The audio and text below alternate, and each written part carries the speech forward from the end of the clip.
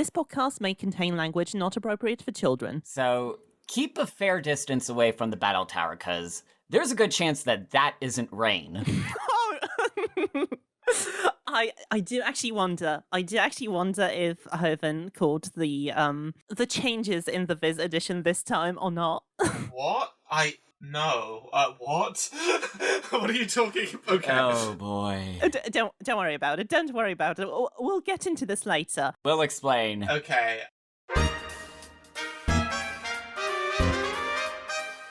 So, I've been making my way through Black and White some more. Yeah, so I've been continuing through White version for the first time. It's very interesting because fresh in my mind is the Black 2, White 2 version of this region, because I recently saw a Let's Play of it. So I'm kind of going like, okay, when does this thing crop up? Is this different in this game? So I'm coming at it from a very different perspective. And it has been fun, though. I've just gotten through Icarus City. It's definitely... It seems like with Gen 5, they went really ambitious and big in scale with it. It's like, we're going to do entirely new set of Pokemon. We're going to have areas where you can access different parts of it depending on what season it is. You could tell they took a really big swing with this gen. Although I am quite sure it was a mistake not to make Daedalus City. Ayo! Daedalus City? Well, if you have Icarus City. Oh, Daedalus, right. That's how I'm used to pronouncing it. Oh, okay, that's how it's pronounced in English. All right. Wolverine and Daedalus. I always also pronounced it Daedalus, so... There we go. I don't know, maybe it's a Yank thing. I shouldn't say if it's a Yank thing. I don't know, that's just how I learned to say it from audiobooks. Well, on the subject of playing Pokemon games, I have also been playing a couple of Pokemon games, so I am actually, at 2 years after it, I'm getting actually close to beating Legends Arceus, because I've been playing other things, and that was a good time, but then, I don't know what compelled me to do this, but I started looking into Pokemon ROM hacks earlier at the start of this month, and I started playing through a Fire Red ROM hack called Pokemon Unbound. Have either of you heard of this game?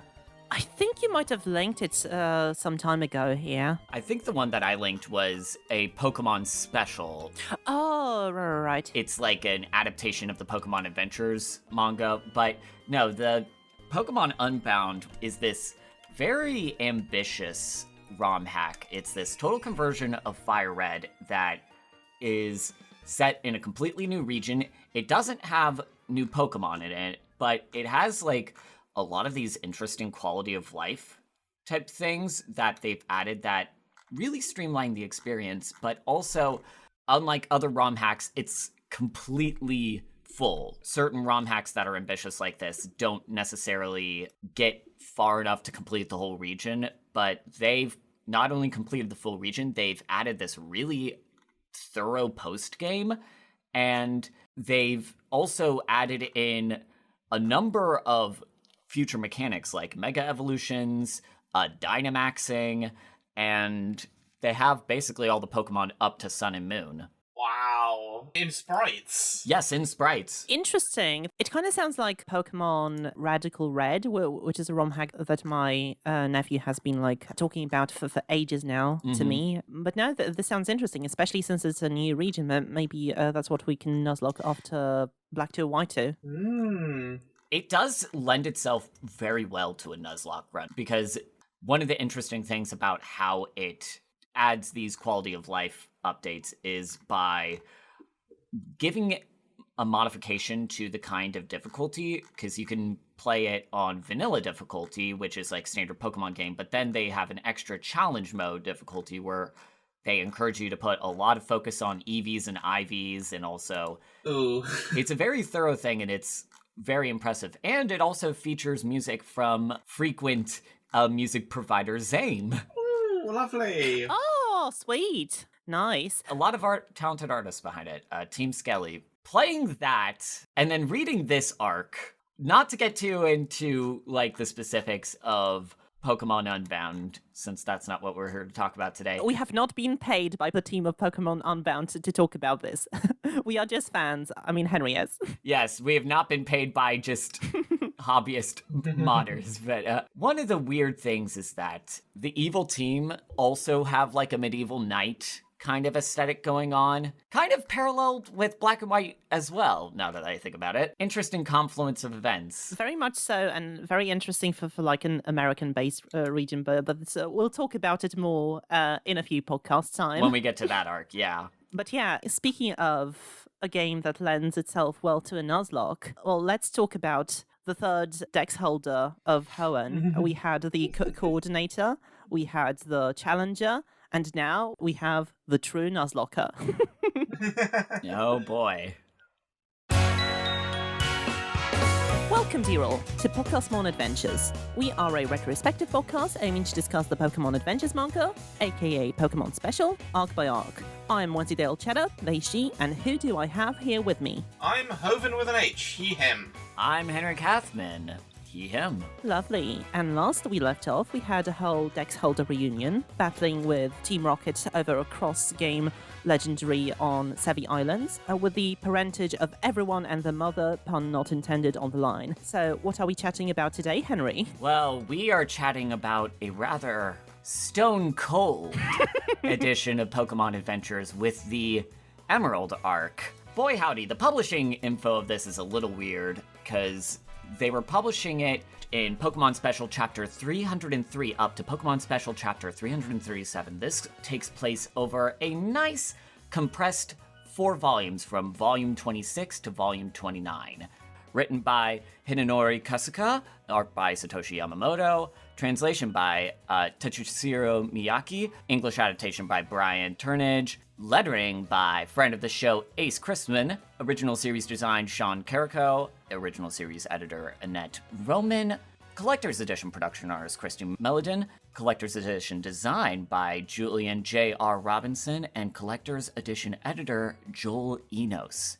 I mentioned that the publishing of this was very interesting because it only consisted of 4 volumes, but it began serialization in February 2005, but finished its publishing in 2008. 3 full years. That's 1 volume per year, which is basically like the release schedule of this podcast. Well, I think it's very strange because Emerald was being kind of released seemingly as this sort of kind of filler arc to fill in time in between both the release of Pokemon Emerald and Pokemon Diamond and Pearl. Something that I'm going to talk about a bit more when we get to the anime section is how this period of the in-between times between Gen 3 and Gen 4 are a really interesting time for Pokemon because all this time in between the games, because it took a long time to develop the Nintendo DS and the sort of hardware limitations and Game Freak kind of learning the ropes of how to develop for this new system, the release gap in between Ruby and Sapphire and Diamond and Pearl is substantially longer than the other gaps in generation that we had previously seen. And as a result, when it came to all the supplementary material like the Pokemon anime and the Pokemon manga, you start getting the issue of different writers and creators surrounding Pokemon having to figure out, okay, well, what do we do in the meantime before our next volume? Because we have this limited amount of time. And as a result, you start seeing them getting kind of experimental in certain ways where they're like, well, while we wait for Gen 4, we're going to do some different things with the Pokemon. We saw some pretty interesting things come out of this era. I mean, this is the same area when Pokemon Coliseum and Pokemon XD Gale of Darkness is being released. This is also the era. Yeah, we had the Pokemon Ranger games. We had the Pokemon Mystery Dungeon. That early pre-Gen 4 period of that, you see a lot of like really interesting things that have come to become really beloved staples of the Pokemon series. I mean, Mystery Dungeon and Ranger have a special place in my heart. But on the flip side, I don't know how you two felt about this arc. I'm not going to be too negative on it, but this is certainly one of the stranger specimens to come out of this era. Shall we get into the synopsis? Yes. Hoven, walk the listener through this little Battle Frontier quest. Well, I could do a song parody here, but we all know that Guile's theme goes with everything. Ba ba ba. Da, da, da, da, da. Okay. Rich sunglasses tycoon, Scott, is unveiling his new state-of-the-art battle frontier in the Hoenn region, and a strange challenger with crazy gadgets quite literally up his sleeves has barged into the proceedings before the place even opens up to the public. A small human scarecrow named Emerald causes quite a stir as his attention-grabbing antics pressure the top dogs of the facilities, the Frontier Brains, into exhibition matches. But he's also secretly on an important mission, as the legendary Pokemon Jirachi is making a rare appearance, pursued by a dastardly fiend in a suit of armour.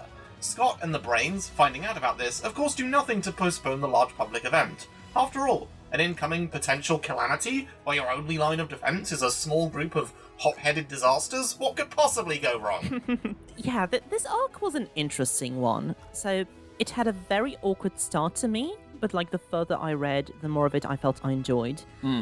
I think a large part of this was that the characters felt very flat to me at the start, and then got some depth as time went on, particularly the Frontier Brains. Yeah. The arrival of the past Dex Holders was a very much welcome complication to Emerald, and like the Brains faffing about in this one location for days, as they injected some much needed charisma into the cast. When it comes to the game itself, the original Battle Frontier is a very interesting location, but it feels very hollow as a setting. The challenges themselves are interesting, but I think it was a bit of a mistake to set the arc before opening day. I get the rush to get the Jirachi plot going, but I think if Emerald had only been introduced as one challenger of many, maybe an underdog even, we would have had a much better chance to connect to him as a character early on. At least I could have, but because, well, I'm going to get to it, but I've had some difficulty. I would have to somewhat agree. It's strange because this was released over such a long period of time. It was released sort of around the same time when they started working on this, and then Diamond and Pearl came out, and it seemed like they were kind of writing this at the same time. As a result, it feels like this is a very rushed arc from my vantage point, where I agree we don't get as much time to get a better grasp or vibe of the different characters, and they end up coming off slightly flat. And you also don't see as much development with certain trainers and their relationship with their Pokemon, which ends up paying off well by the end of things, but this reads as something very experimental, as Kusuka and Yamamoto were trying to think about, well, all right, what kind of weird stuff can we do before the next generation comes out? I mean, there was clearly a, loose plan at play. It was because a lot of the Emerald stuff was foreshadowed in Ruby and Sapphire, and then you have the thing of bisecting the casts between Fire Red and Leaf Green and this, where it's okay, we're going to leave out most of the Johto trainers from Fire Red and Leaf Green and focus on Silver and the Kanto ones, and then everybody else gets a little bit of something to do here, which I think was a good call. It's a nice way to allow everyone to get a bit of something to shine, but obviously I feel like perhaps the details of what exactly each cast was going to be doing might have been more made up on the spot.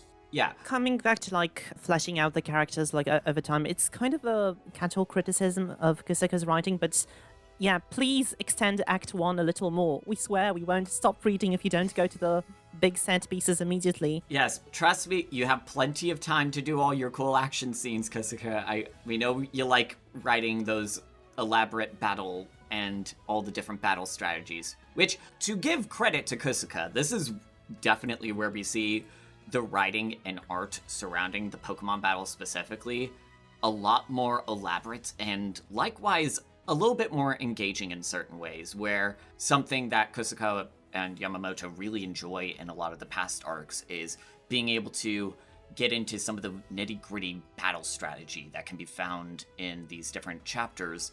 And with this, they really love doing those little twist of we're going to be doing this, but it turns out they had this battle strategy all along. We get a lot of that in this arc. Yeah, this part feels a bit more JoJo's in the kinds of, oh yeah, I'm outsmarting you with this, and I'm outsmarting you with this kind of way. I was literally gonna make JoJo comparisons as well. It's really interesting, because not to kind of preempt too many of my stuff from future parts, but in our Fire Red and Leaf Theme one, I kind of came out the gate a little bit more critical than the two of you. I've kind of tried to overcorrect and be like, okay, I'll try and give this one a bit more of a chance. So I had a lot of these thoughts in the back of my head of, a lot of bits of these arc aren't really working for me. But, I'll try and focus on the positive. I am very biased, and I'm going to get into it. But yeah, one of my... Obviously, like, you have never beaten the Elite Four in Hoenn as a kid. But like, one of my best memories from Emerald I had as a kid was, like, exploring the whole giant island town, just, like, talking to people, finding this hidden cave beneath the facilities. It was quite fun, and it's a pity that, like, this wasn't really reflected because the place felt, like, very liminal. Just, like, not a lot of people there.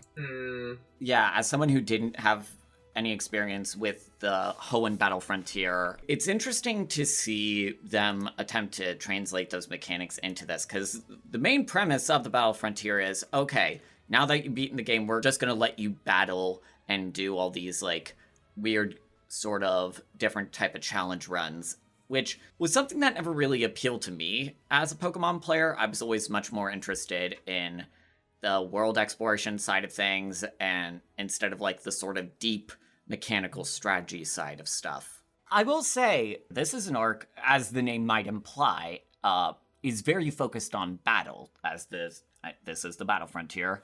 And because of that, you do get some decent-ish chapters, especially when Emerald is fighting through the battle tower. I found some of the battle strategy artwork pretty compelling, like that little section where the rented Linoon is fighting up against the Mawile, and it seems like they're attacking, but Mawile switched over and is wearing the choice band, and now she can't attack anymore, and yeah, there's a lot of interesting kind of strategy there. If anything, it would have been nice to be able to see a lot more of those kind of dynamic moments, because it feels like oftentimes the battles end up being...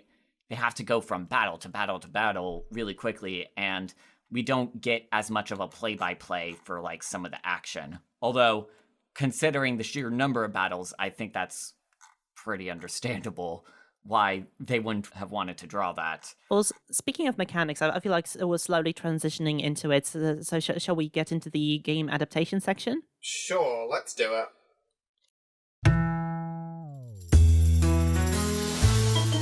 I must say, I have never been, like, very much of a fan of, like, the Battle Frontier endless battles with the promise of maybe getting, like, a very powerful trainer at the end there. Yeah, it's a bit of a slog of a challenge.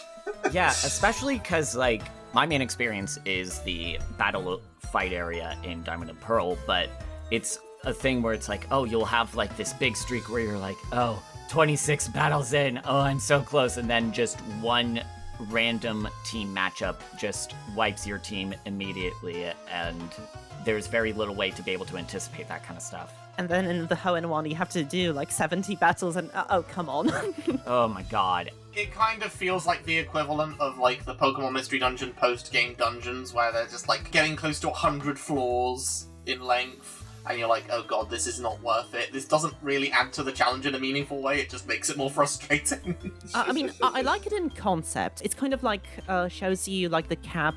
Like, in the game, the Frontiers make just this one appearance, that there is this kind of, like, aura of mystique to them. Like, the really trainers who have reached the pinnacle of this extra difficult challenge, the pinnacle of what being a trainer is. The Battle Frontier, as a concept, I like, and I can acknowledge that, like, some players will actually be very extra and do want to challenge it all, because it's the closest, like, PvE Pokemon gets to a competitive level. So I do appreciate it, and this is why I will get into this in the, like, supporting cast section. I wish the Frontier Brains weren't presented as such, like, schmucks at the beginning. Yeah. This is interesting, because I have, like, the complete opposite take, but anyway. But, like, I must say, the one feature of the game that they adapted spectacularly, like, in the Battle Factory, is, like, the absolute dreariness that comes with doing so many battles in a row. Like, everyone is bored. Yeah. Oh boy. Also, how fucking garbage the Battle Palace rules are. Like, you don't even have to be present for them. That's how stupid of a rule set that is. You will get to see some of this frustration firsthand in our upcoming Nuzlocke, ladies and gentlemen, and others. Oh, yes. Oh, yes. Yeah, we just did the battle tent. By far, my favorite Battle Frontier facility, and I can't stress this enough, though, because I generally think that this mechanic is very fun, is the battle pike. And I really felt like the manga did it justice with like all the different random elements like healing or random small talk or status conditions or the maids like giving you slight clues. It's very fun, and like I could see that like Kusaka and Yamamoto had a lot of fun with that too. Yeah, you could definitely tell they had fun with certain maids. Oh boy. The Battle Dome is quite interesting because, like, apart from just the tournament, it also adapts the new match call feature of the Pokémon that was introduced in Emerald. Like, all the participants of the Battle Dome challenge are NPCs whose numbers you register and then can battle again after beating Norman's gym. I was reading this and then I was like, wait a minute, I know you, Aroma Lady Rose. You just stand outside Morval on Route 118. Nice to see you here. Ninja Boy Lau! Ninja Boy Lau showed up! I just re-challenged him in some Austrian grinding. Oh, hell yeah. The gang is all here. In Emerald's flashback, the Trick Master says he traveled to a faraway land to copy a device that calms down Pokemon to use for the design of, like, Emerald's mud pistol. So he must be talking about the Capture Styler, right? From, like, the Ranger games. I'd have to think so, yeah. It is, like, very similar in that it also has to, like, surround the Pokemon as well. Yeah, it's a very interesting, like, kind of parallel. So, Henry, did you have, like, experience with the actual, like, Hoenn Frontier at all? Or just, like, not in your youth? No, actually. This is slightly untreaded territory for me, because, as I mentioned, I wasn't able to beat the Elite Four of Hoenn when I was playing Ruby and Sapphire. Yeah, same. Many a year ago. And not to mention the fact that the Battle Frontier wasn't really a thing in Ruby and Sapphire. I've never actually played Emerald in full, which might be, I guess, heresy for the Gen 3 diehards out there, but... It kind of is, not gonna lie. That's the thing about the mergers. They're the definitive version of the game by far, but far fewer people play them because they're just not out for as long. Exactly. My short review for you Battle Frontier newbies out there, I guess inside the recording. Yeah. But yeah, so Battle Pyramid is fantastic. I actually really love this. You get to like run away if you want to. You get to challenge people if you want to like get bigger visibility, like in Brawly's gym. Yeah, when you actually have a Pokemon with pickup, you get to. Yes, I loved Emerald using that as a strat. That was a great one. Battle Palace. You can't really challenge that without like reading a lot of homework. I think I hate that one the most. Yeah, it sucks. Battle Pike, I've already told you it's my favorite. Battle Factory is very interesting, but because like this is the one that you need the least preparation for. You can just get your rental Pokemon and then have some fun battles, although it does get dreary because of like the sheer number of them. And it also does mean that you have a higher chance of getting knocked out because they're not Pokemon you're familiar with. Battle Arena is actually quite cool. Like pretty middling, but I like that it keeps the battle at a brisk pace because of like the review system. The Battle Dome, it's interesting. It's better than the Battle Tower, which is just like regular battles. I cannot imagine 100 floors. That's just... Yeah. The Battle Dome is interesting but because like you get to read the trainers' profiles. I like this kind of shit. And am I missing one? No, is that all? I think so? Okay. If there is another one, then it was not very memorable. In any case, yeah, that's my review of the battle facilities. I think I liked them quite a bit more than the Gen 4 one, although there were some misses. I was surprised how close to the rulings the Battle Frontier was here to the games. It felt like they were really trying to visualize that. Definitely. So, do you want to get to the art highlights? Yeah.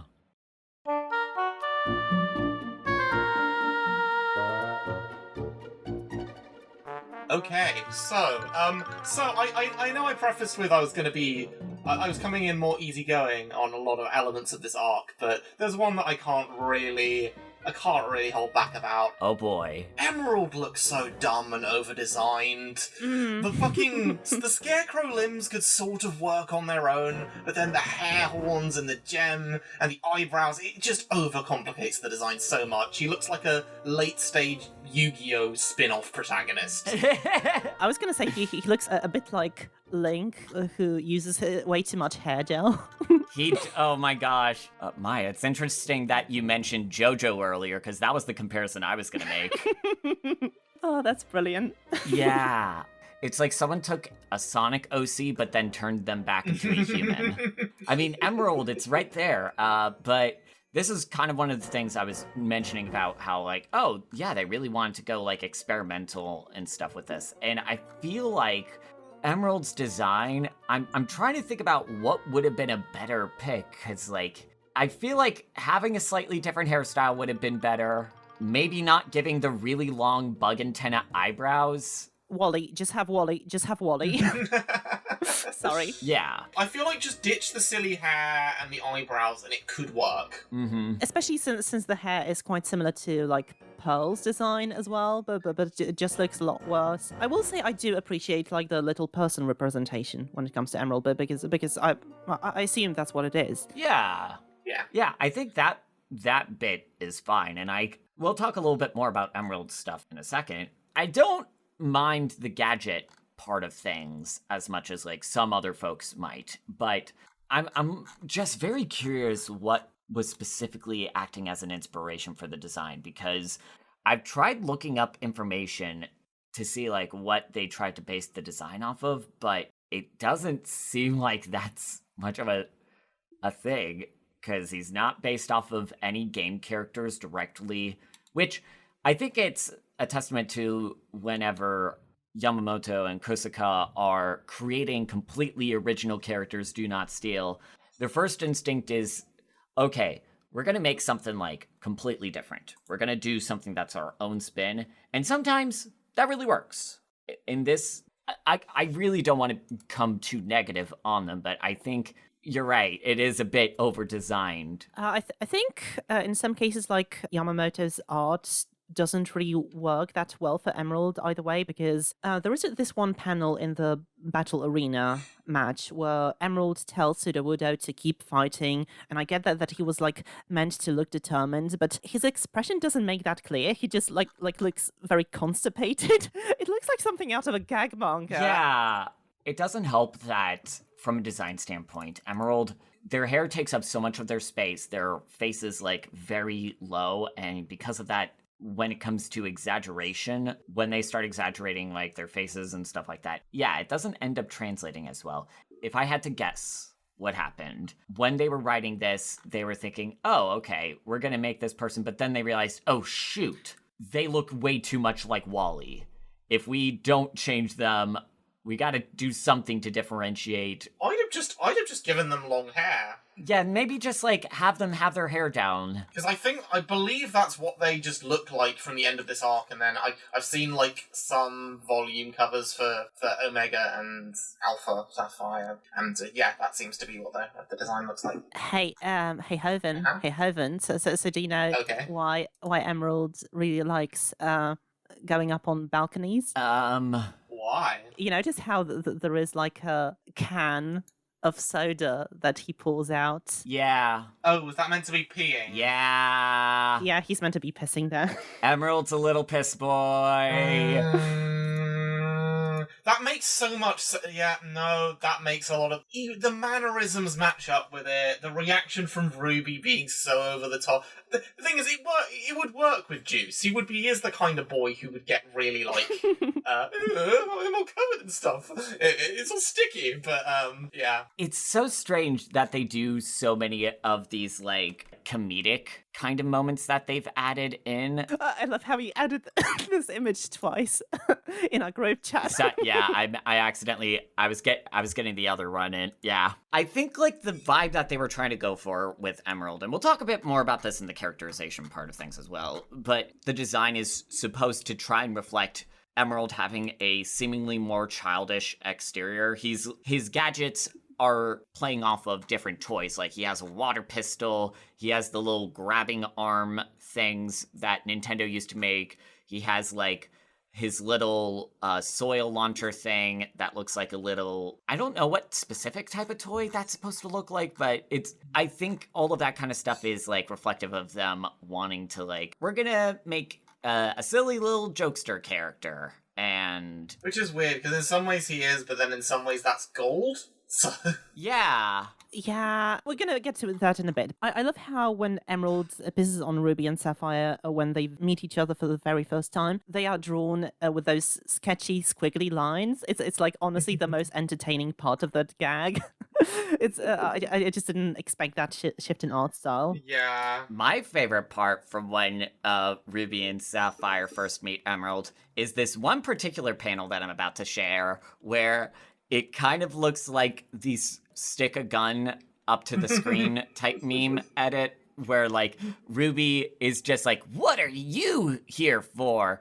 And it's clearly like a perspective type thing, but the way his hand is so just the same size as his head, it's kind of comical to me where it feels like there's a lot more of a comedic bent where Emerald is way more exaggerated in his expressions. There are a lot more kind of humorous moments, like when Emerald shouts at Ruby and Sapphire, being like, will ya quit flirting? Yeah, it would be nice if he were funny. Oh! We usually get an art of the region from bird's eye view at the start of the arcs, but with Emerald, because like Battle Frontier is one island, we just get a long shot of its layout, and like the extent to how game accurate it is quite impressive.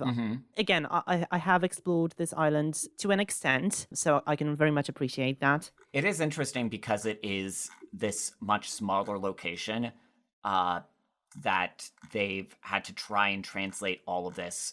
I mean, I guess credit to the artists that they've made their attempt to try and still add a degree of environmental variety, despite the Battle Frontier and Emerald just basically being like this single smallish area. One art highlight is I like the frozen Sceptile mid-leap trying to attack Milotic. I added it to my media thread.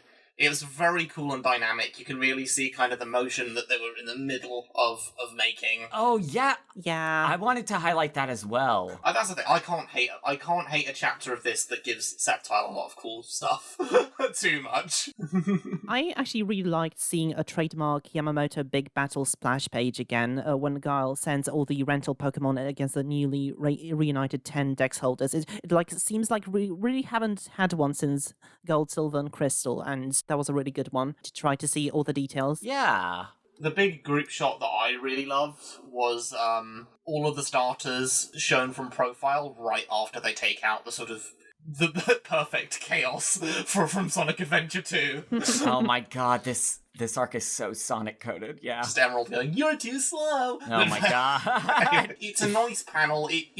There's a good sense of sort of economical layout where you get a decent chunk of each of them in, so they're very clear, even though there's quite a lot of them. Very much so. I definitely agree that particular shot of the 3 Pikachus like riding the surfboard and the balloon up, that was a pretty cool moment.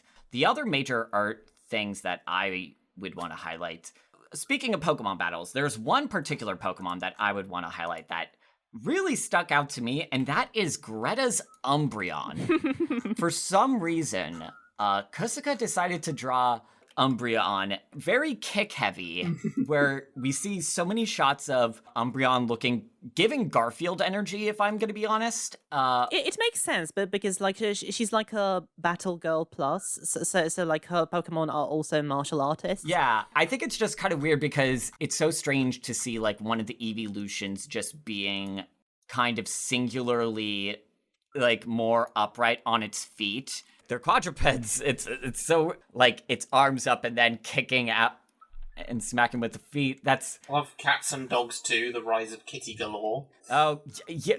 I've not actually seen that movie, but it's that energy, yeah.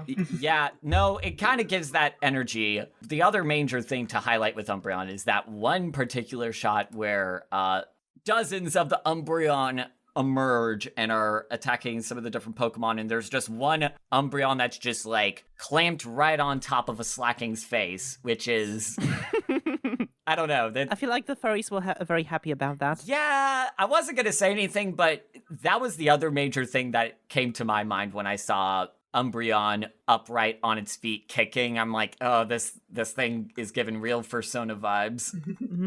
I love the doofy evil little Surskit so much. Can we please have more cute mascotish Pokemon on the baddie side? Please. I need more of this. Yes, the last arc was great about that. The major last art thing that I had was, boy howdy, they really want to try and pump up the kind of serious edge with Guile. If I'm going to be honest, the entire time that I was looking at Guile, I was just in the back of my mind thinking, Griffith! He doesn't go to the depths of Griffith in Berserk, but I can't help but wonder if that was like meant to be an inspiration. Like there's that one shot of the surveillance footage of Guile standing over a number of the different Pokemon where it looks like he just like shanked a Kangaskhan. Oh, yeah. Griffith in just before and during the eclipse. Yeah, no, I see what you mean. Yeah. I was trying to think, like, did Griffith wear a helmet like that? I don't think he did. And then it's like, oh, yeah, now I see what you mean. Yeah, that's the specific kind of vibe that I was thinking of. Which, considering, like, the kind of climax in the sort of Calamity event, I wonder if that was, like, the kind of point of reference that they were thinking of, because both Guile and Griffith give a certain energy, similar energy in terms of their sort of driven obsessiveness. Interesting. But then for a later plot point, the fact that then it's undercut by the little humorous panels of Guile, fake Guile, doing a little weird shimmy and shake type of thing. That was an interesting little twist to throw in. It's going to be interesting, like reading or watching Berserk for the first time for me, because I haven't done it yet. It's on my to-watch list. So the whole time I'm just gonna be like, "Hey, this guy is just like Guile Hideout." Yep, zero differences. Absolutely the same. Nothing about those two characters that would cause this comparison to feel very strange in hindsight. Anyway, my last art note is I thought that the lab coat was a cool look for Crystal. Yeah, very much so. It kind of completes her gold, silver, and crystal look. It's very cool. Yeah, women in STEM. Oh, cool. I guess Wally's cousin got married. I do not remember this construction worker with the lips. Yeah, that's. I think the racist lips got removed in the Viz release, but I don't remember. Yeah, I think they did as well. I was reading for clarification, reader. I was reading in the older original like releases before Viz made some revisions to it, so it's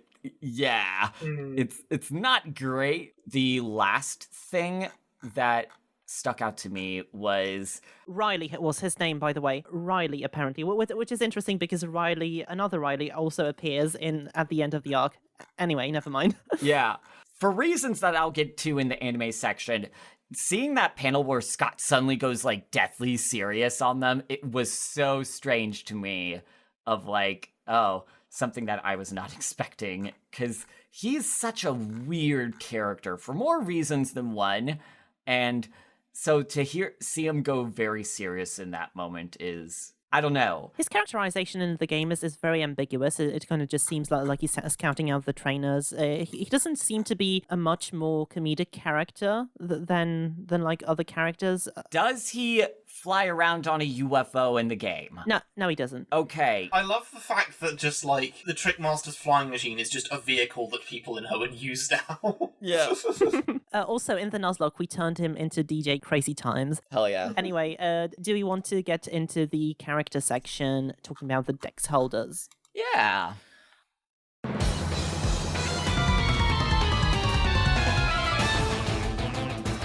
I didn't really know where to land on Emerald, which makes me very curious to hear what your big rant is going to be like. Because for me, he was kind of sort of fine until Ruby and Sapphire showed up. I think I was braced for him to be more annoying, because I'd heard so much bigging up, oh fucking Emerald, I hate him so much. But then once Ruby and Sapphire showed up, he did start to grate a lot more. The big thing is, his backstory just didn't feel like it matched up with his current aid characterization at all. I had trouble tracking the emotional through line of it, really, and really investing in it. Yeah. A funny note I had was like, when you introduce a new protagonist in a Legacy series, it's important to make a strong first impression. And what's a stronger first impression than pulling a gun on a fucking Sudowoodo? Oh my god. Emerald was just packing heat, and So I mentioned earlier that Emerald, I think the idea with Emerald was, okay, because Fire Red and Leaf Green arc was all serious, there was the cliffhanger of our heroes encased in stone and all that stuff. Perhaps like Emerald was meant to be sort of like a lighter, accessible, kind of comic relief focused type character. So like, to kind of back away from the sort of darkness and seriousness, here's a new character who's, look at all the weird gadgets he has. And I mentioned earlier, he's got kind of like a toy-like aesthetic with some of his stuff, with his little extendo hands, his E-shooter looking like a water gun, but also like the shovel E-shooter. Quite interesting to be able to see that kind of stuff. I definitely agree that Emerald gets a bit better as the arc goes on once he has like other characters to bounce off of, because when he's initially introduced, it's mostly seems like, okay, we want to have a mostly blank slate character so that we can just focus on the battles. I don't know how well that necessarily works. It's hard for me to be an impartial judge when it comes to Emerald. I do have an irrational bias when it comes to him because he came here to basically replace one of my favorite characters in the series. And that was my perception of him when I was 12 when I read this, and I'm doing my best to like reevaluate him with new eyes. And honestly, I'm having trouble coming to a different conclusion. So I know that the one thing that makes him stand out from the other Dex Holders is his inability to form bonds with Pokémon. So he treats them in a very instrumental way as pawns in his competitive sport. So he discards Pokémon that don't meet his expectations and rejects the affection of those that get attached to him. When someone reaches out to him, asking for help in a greater cause, he doubles down in his ways, isolating himself from those who care about him. And all of this is meant to create a protagonist with his own identity that can stand, I would say tall, but just stand alongside his fellow Dex Holders. Yeah. There's just one small problem with that. This is beat by beat Ruby's character arc. It is yeah. Mate, I understand that if you want to draw perils, I just praise you for it with Deoxys and Mewtwo, but this is literally 2 arcs ago. We just had this. Ruby and Emerald are part of the same Dex Holder trio, supposedly. The deals are way too similar to make an effective dynamic. Yeah, especially him starting as like this kind of loner person. I don't know, because it feels like if they wanted to just do Ruby again, it just feels like Emerald is like a composite of so many characters. He's got Ruby's kind of similar arc in learning to appreciate his Pokemon as more than battle pawns. He's kind of got Wally's design as the blonde person who wields a Trico. In fact, the very same Trico. And yeah, it kind of just makes me wonder, like, why didn't they just make Wally the protagonist? Yeah, justice for Wally. Yeah, no disagreements there. Also, just like a weird detail is the fact that like a big motivator for him was seeing how kind Crystal was and wanting to learn more. Yeah. But then in the present, none of his behavior seems to reflect that at all, and that's not really commented on. But also, he has Latias and Latias, and he's kind to them, and he's good to them, and he has a good relationship with them, but also keeps searching for friends, and deep in his mind, I don't know. That's the thing. I like the Tucker battle a lot, and the way that Emerald discards Sceptile and the others, but I couldn't help but think, this is just Fifi, but I don't care as much. Oh. It did also kind of make one of his strongest battles for me, the one where Ruby was trying to help Emerald learn a similar lesson to him with Vivas. It gave the battle a bit more, but then it's kind of a Pyrrhic victory for the series because it's a strong moment that kind of emphasizes the bigger overall weakness with the arc. Mm-hmm. Yeah, Henry is right in in that Emerald feels like kind of a composite character, given how like similar he is in demeanor to several other pro tags. Like perhaps this is by design to like bookend a whole generation before the DS era, but this results in a mix of traits that just don't seem to mesh very well. Mm-hmm. So like he's a cocky, happy-go-lucky, selfish kid like Gold, but he also doesn't make friends with Pokemon. But also he has 2 legendary Pokemon watching over him, and a mythical Pokemon that he has a special connection to, apparently. This is like too much stuff. Oh boy. Latias and Latias were weirdly underexplained. They didn't feature in the backstory at all. Yeah, what are you talking about? What are you talking about? Latias just likes to dress up in all these different outfits. You don't need an explanation for that. Yeah. But no, not even just that. Just like what they were. How did Emerald meet them? How does the world around them regard them? Yeah, Yeah, they felt like a waste. That remakes are a thing now. You could have saved them for like a potential Gen 3 remake. I don't know. In any case, like, this is too much stuff pulling him in too many different directions. I feel like you could tweak him a little to make him work. Like, if he had a colder personality with a comedy around him a little drier. After all, he's supposed to like to take the rival spot in like the Dex Holder trio from Hoenn. Yeah. Or what if he was a big ball of anxiety around Pokemon and like more shy in general due to his trauma? Just like anything but the shonen protagonist archetype, please. Like, you did so well with Ruby. I think overall he just wasn't a protag I ended up wanting to follow. I appreciate some aspects of his character, but he remains my least favorite Dex Holder. Yeah. It's like with Yellow, I kind of had the same initial stumbling block of like, okay, you're introducing this character as a mystery. That's a bit weird for me. I'm not sure what to invest in. But then by the end, when we learnt about her backstory, I'm like, yeah, no, that all fits together fine. That all works. I don't really have that with Emerald at all. Yellow had the benefit of having a much longer arc to develop and having a much more clear idea for what their specific thing is. Because, as you said, Maya, they do kind of push Emerald into way too many different directions to be able to have like a kind of consistent through line of what they're going to be focusing on. And yeah, I feel like I don't want to be like, oh, I here's how I would fix Emerald.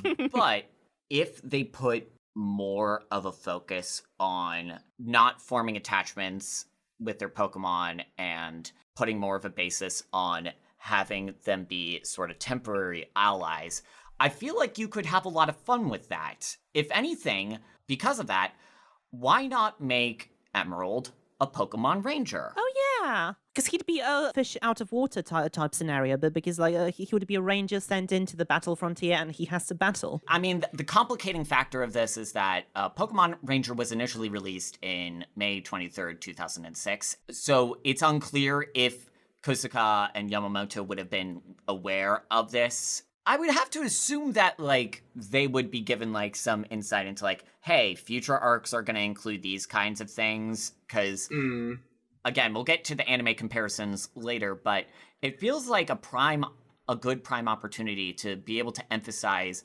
Emerald's sort of, like, detachedness is making him a ranger, because the mechanics of being a Pokemon Ranger is that you're only temporarily assisting the Pokemon and releasing them. The calming E-shooter with the hometown soil, that's basically the Ranger Styler, as you already mentioned. And it could potentially also explain, like, oh, why Emerald looked up to Crystal to be more like her.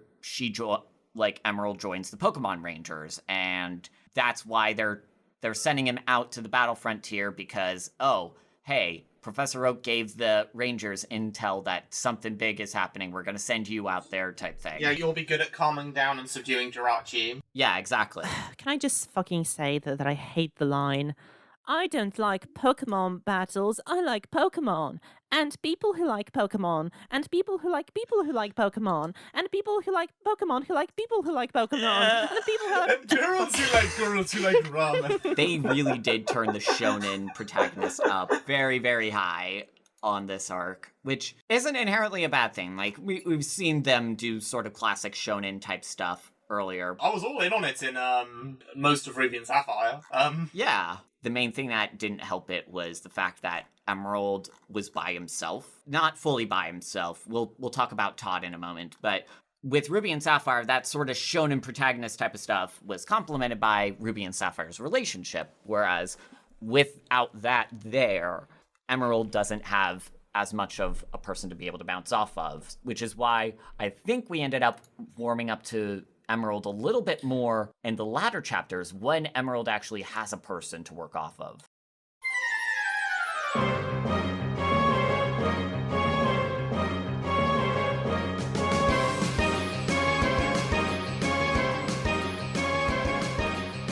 Yeah, so first people who like come into like accompany Emerald are Ruby and Sapphire, and as we kind of mentioned pre-recording, they are very much like, hey, we noticed you across the bar. Yeah, Emerald, you would be a disaster. I don't see that working out. It's just how very like overly friendly to this dig they are. Yeah. Honestly, with Sapphire, the trend of Kusaka constantly fucking over Sapphire. Yeah, she got fucking off-screened.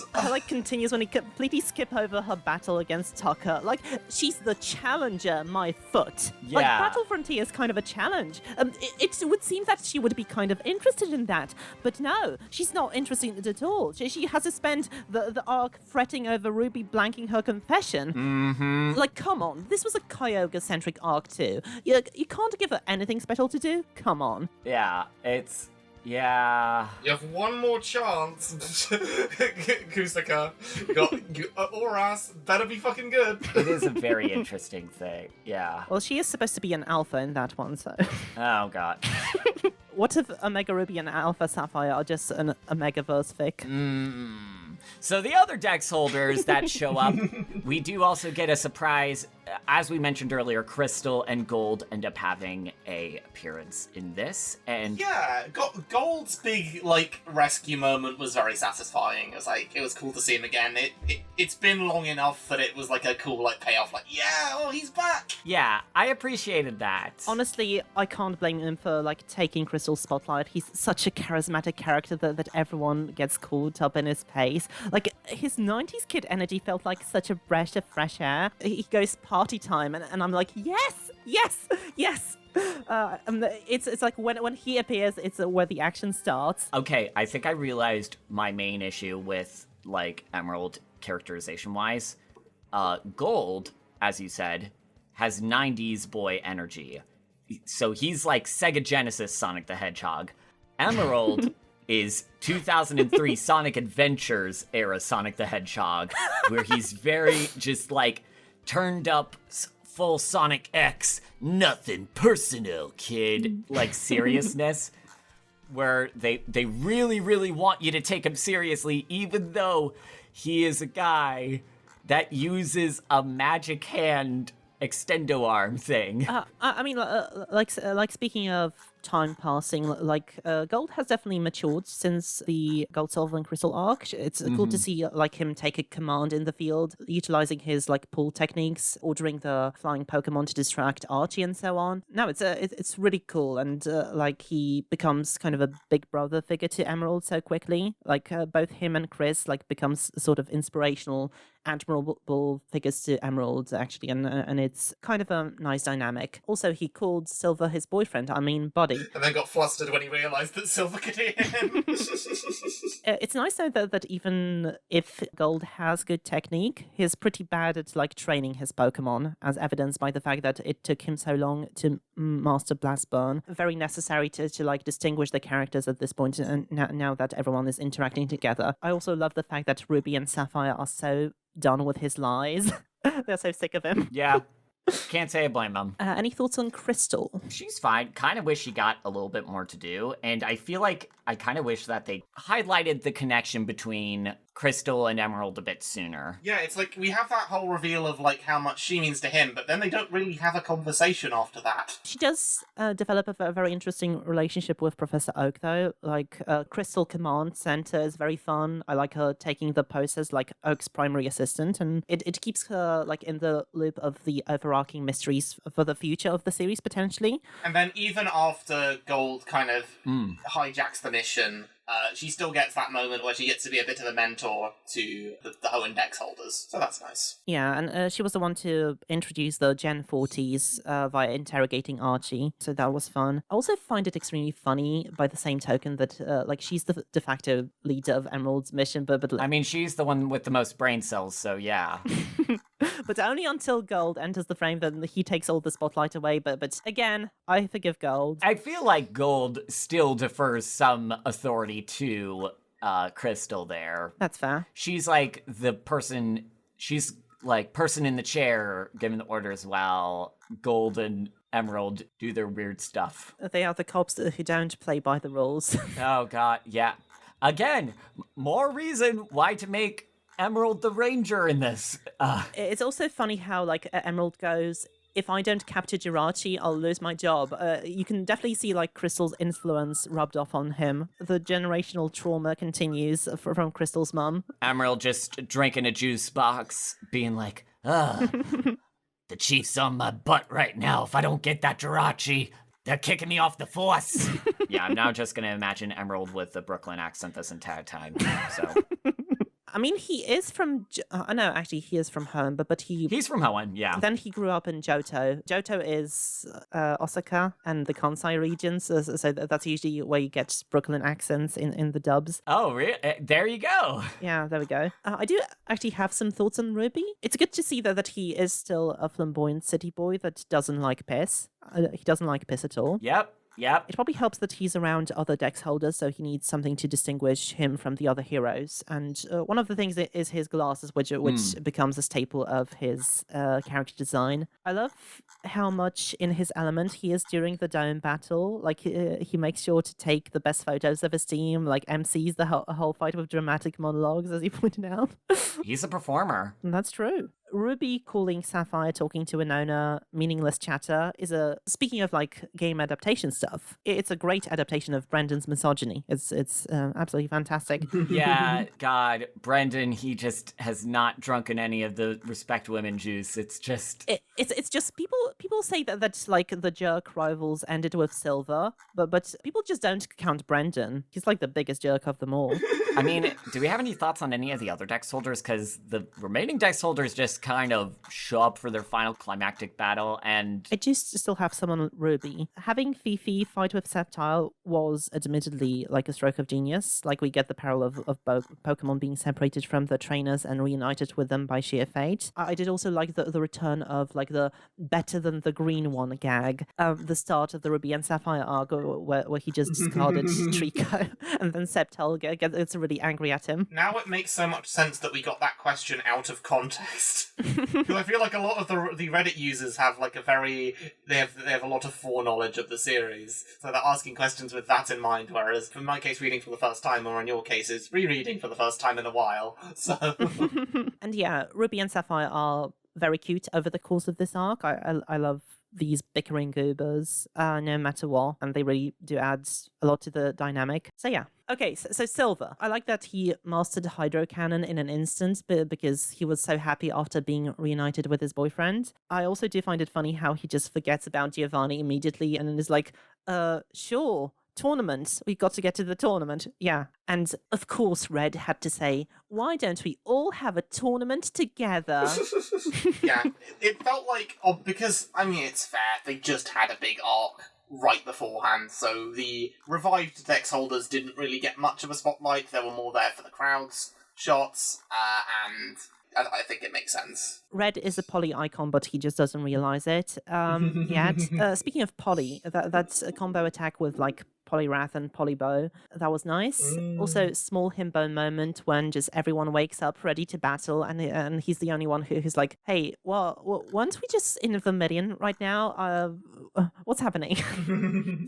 Blue doesn't really do much except fight and call Green annoying, whereas it's cute to see Green reunited with her parents. She does become a Marvel character for a second when she goes, when I said I wanted a Dex Holder reunion, that wasn't what I had in mind. Wah, wah. I just think that big energy Kyogre is so stupid. Oh, it's right behind me, isn't it? Well, that happened. All right. Speaking of things happening, shall we get into the supporting cast? Yeah.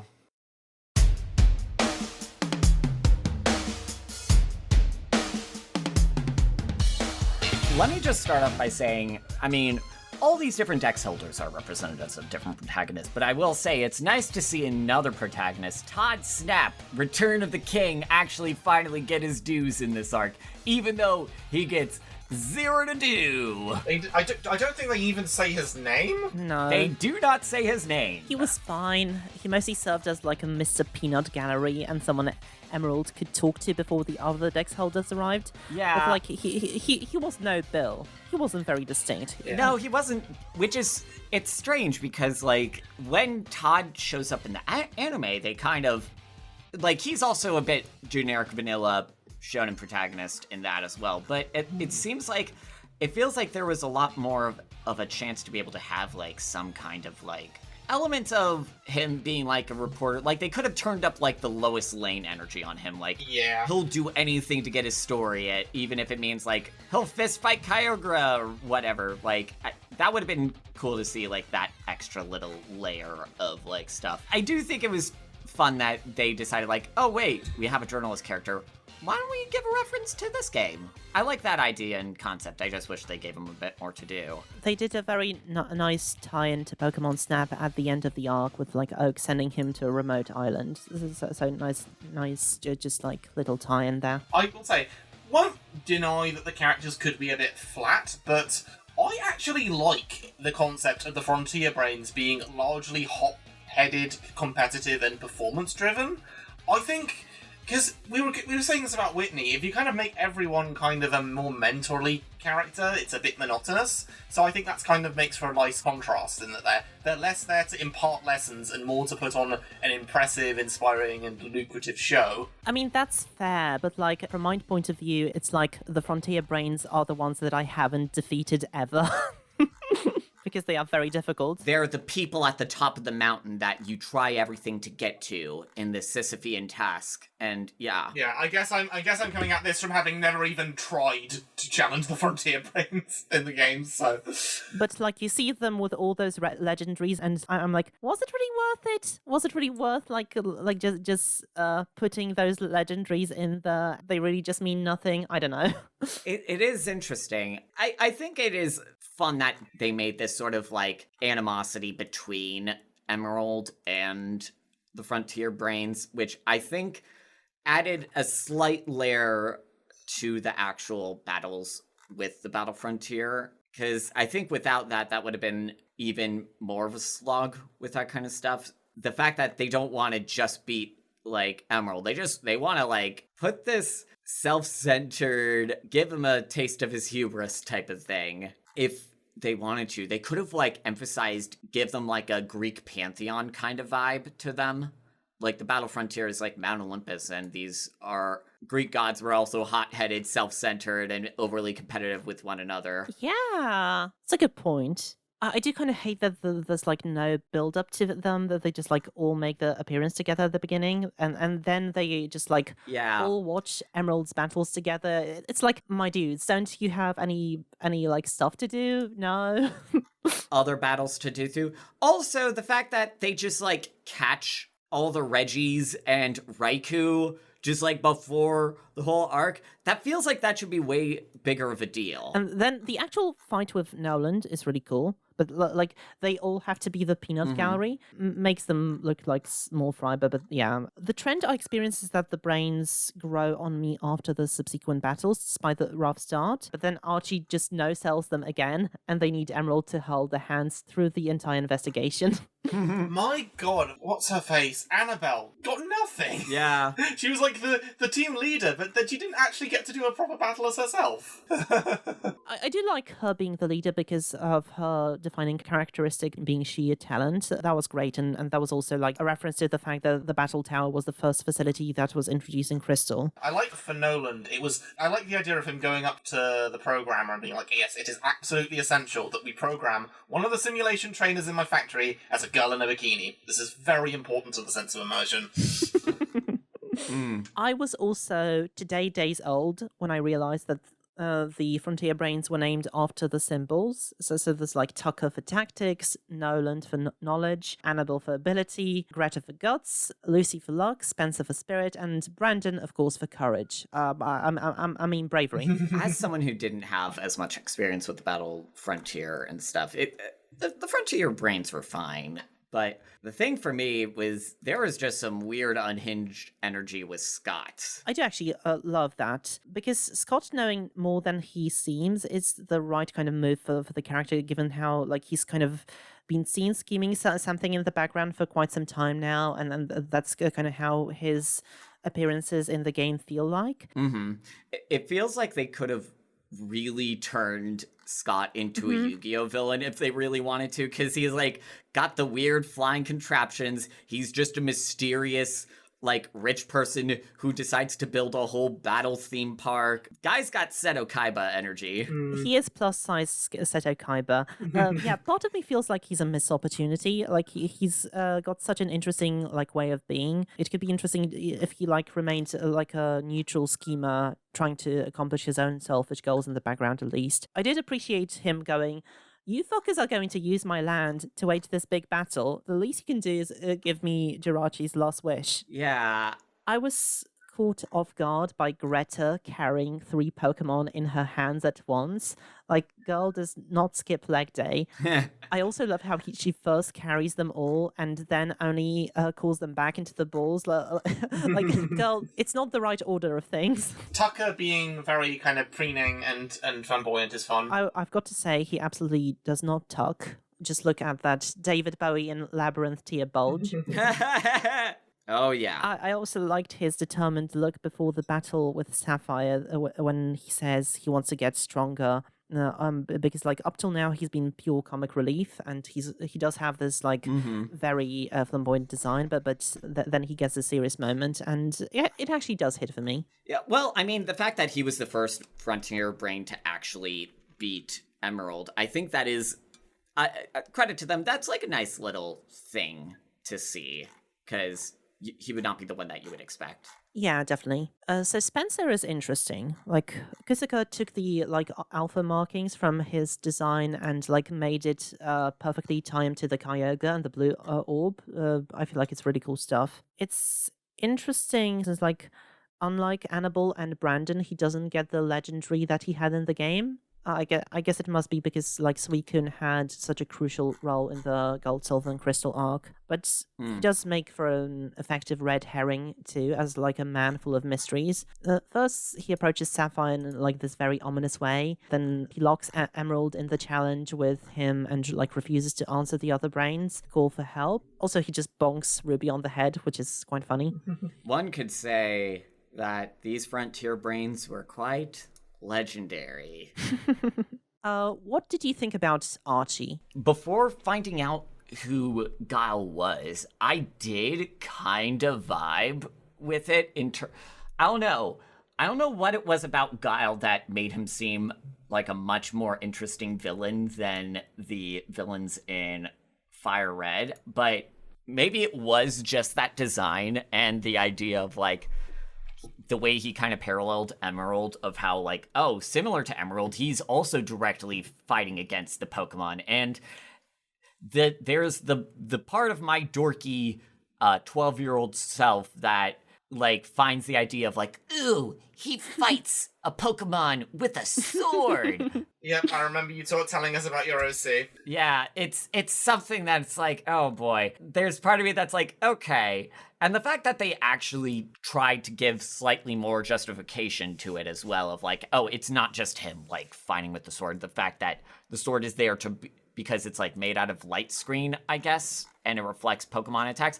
I think that's pretty cool. And I think that's... Oh, yeah. Yeah, I think it's an interesting kind of type of thing, and it is a decently built up mystery to it. So when it's kind of revealed that it is Archie, again, we'll talk about it more in the future section, but it kind of was low-key a little bit like, oh, I guess it's the kind of thing where once the mystery's revealed, it becomes a little bit less interesting, but yeah. I did kind of like him being revealed as that. Like, he's still a very fun Saturday morning cartoon villain, but like there's a tinge of tragedy after what like Surd put him through. I find that like they build on that character well. Yeah, I don't think who he is afterwards really takes away from kind of the surface level characterization being quite entertaining. It just kind of plays into it quite naturally. I guess sad day for Maxi fans. they don't get anything. So that's all my character notes. I guess we're kind of like transitioning into the theme discussion. Yeah.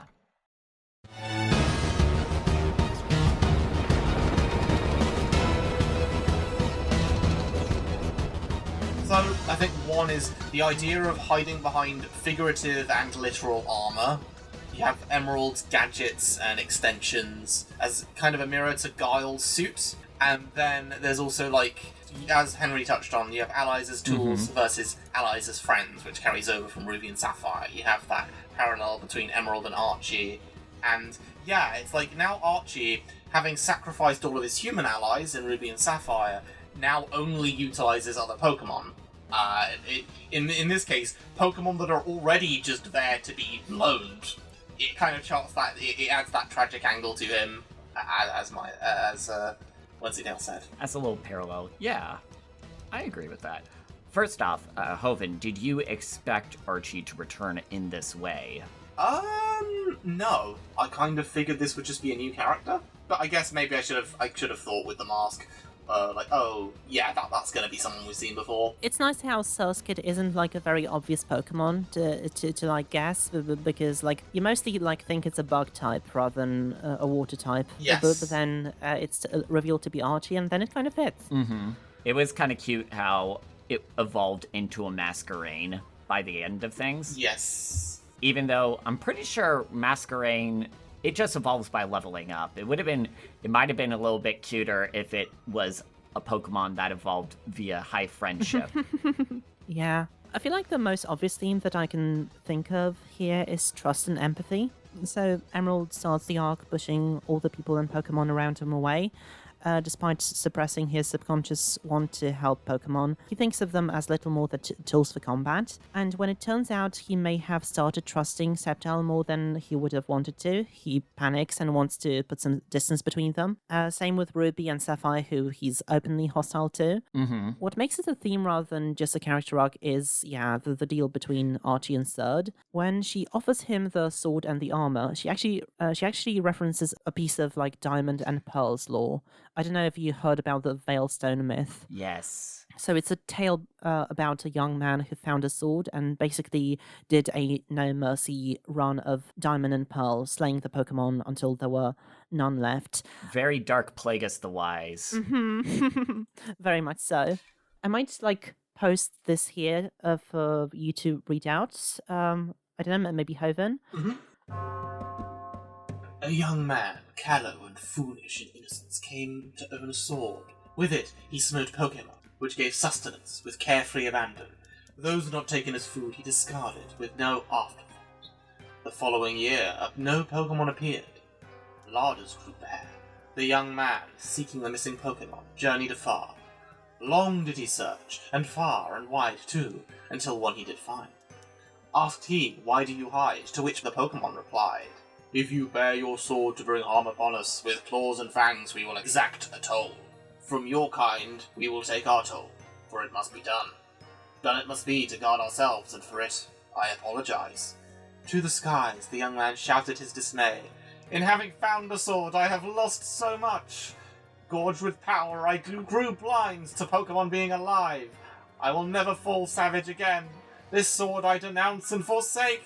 I plead for forgiveness, for I was but a fool." So saying, the young man hurled the sword to the ground, snapping it. Seeing this, the Pokemon disappeared to a place beyond seeing. Very nice performance. So yeah, Emerald's gorged with power, he grew blind to Pokemon being alive. In a way, the Battle Frontier is the perfect setting to explore that kind of disconnect between trainers and the Pokemon. Since, as I've said before, it's the closest that PvE Pokemon gameplay comes to a competitive level. This is the apex of the strongest trainers that you'll meet. So you need the best IVs, EVs, natures, and held items you can get. Your beloved Dustox, who you call Butchin, is not going to cut it anymore.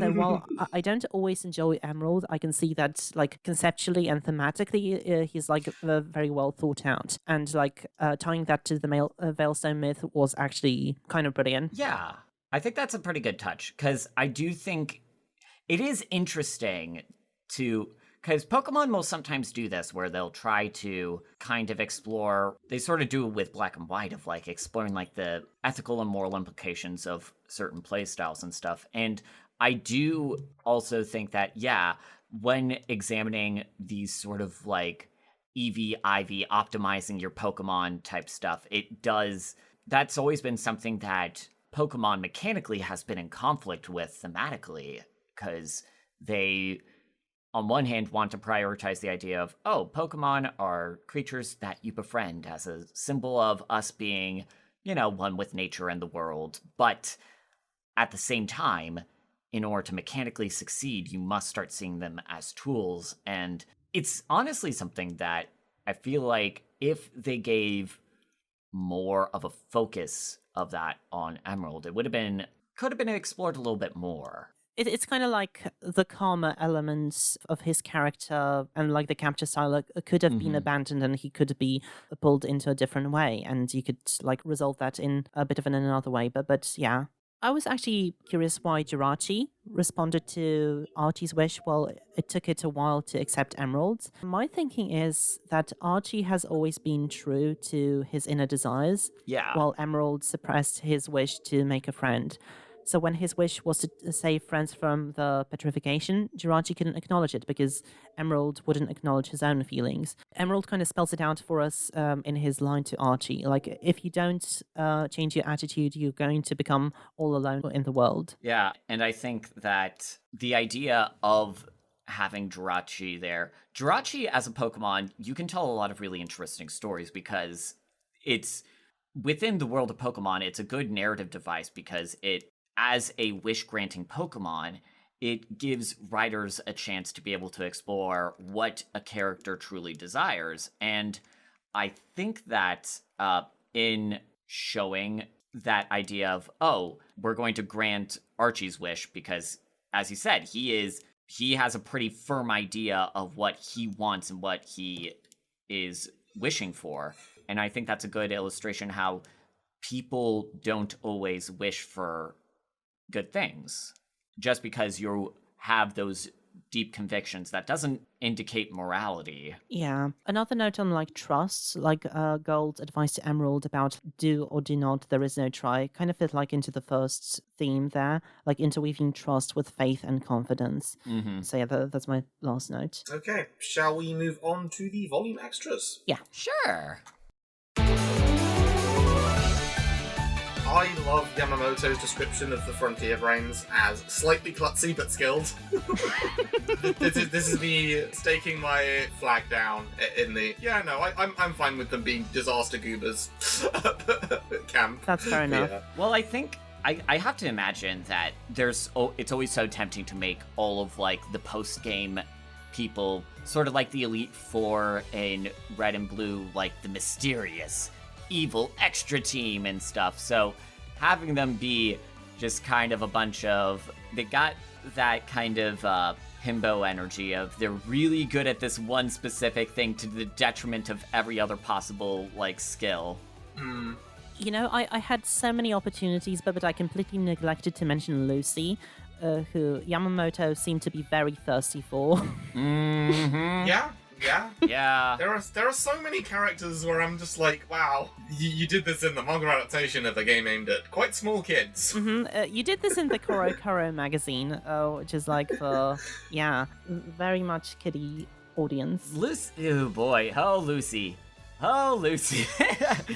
Yeah, between Lucy and Latias, it's... Wow, I never would have believed that Kusuka liked to analyze things, you know, the guy who whips out an obscure Pokédex entry every page.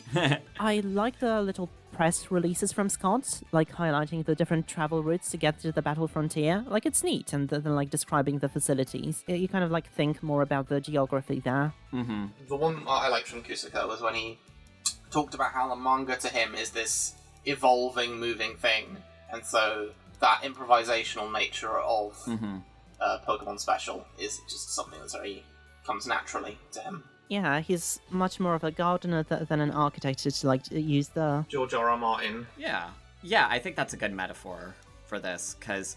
and I think that's something you kind of have to do in his position, because there are so many things that are going to be changing from game to game that does necessitate some slight improvisation, because you're going to have to try and figure out, okay, how do I want to incorporate this mechanic that hasn't been introduced yet? And I know these kind of things in the games are coming, but they're still making it, so I can't be too final in it yet.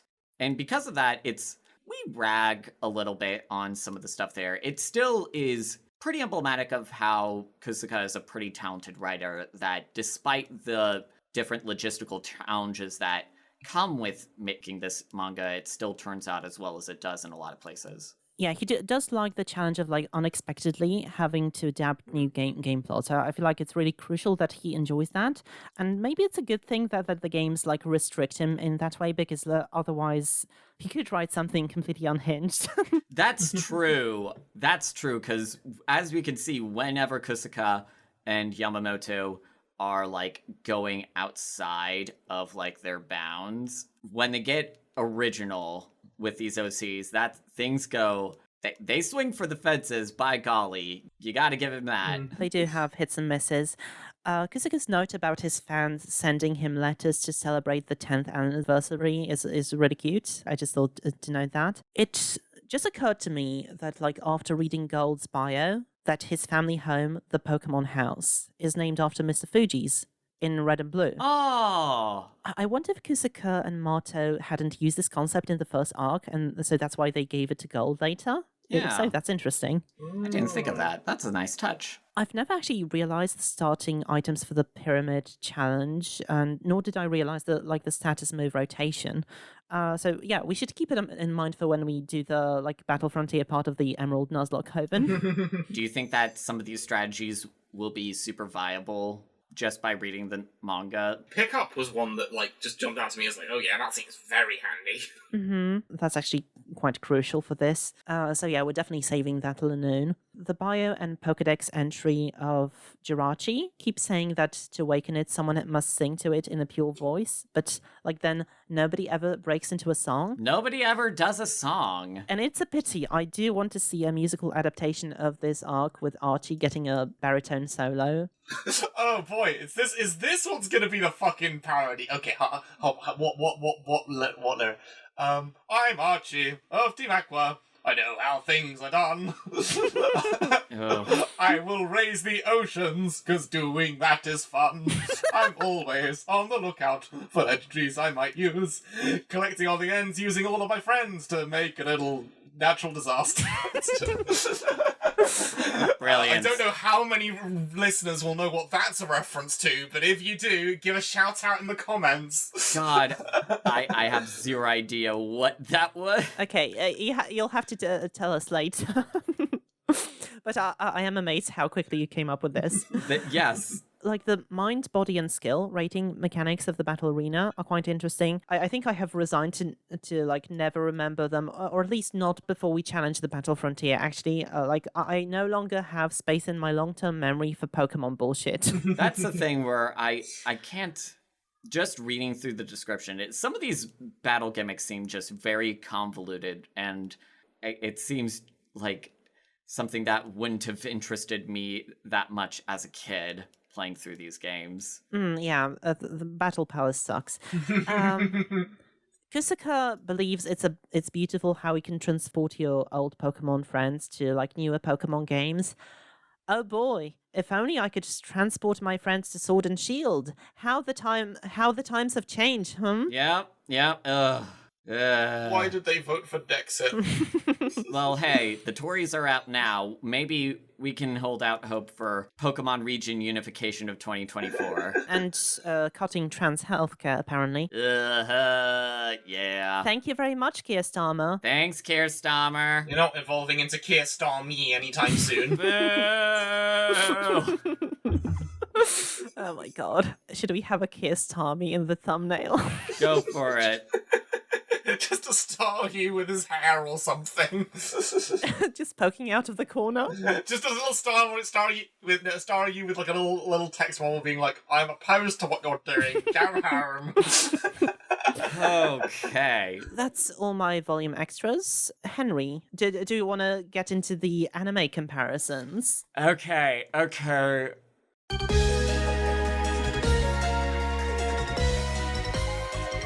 So, well, there are more than one anime comparison. We'll get to it. But in the Pokemon anime, the Battle Frontier is very different. I mentioned at the top of this episode how this period of Pokemon before the release of Gen 4 is very interesting in that they're releasing kind of all these experimental stuff where they're just kind of waiting for like, okay, before Gen 4 comes out, we still want to make more Pokemon games. Let's try and do these different like things. This is reflective of the anime because the Ruby and Sapphire arcs with the Hoenn are amongst the longest slate of episodes. There are 4 separate seasons, which compared to the Johto, Orange Islands, and Kanto and all that kind of stuff, like the Pokemon anime seasons get a lot more drawn out as time goes on.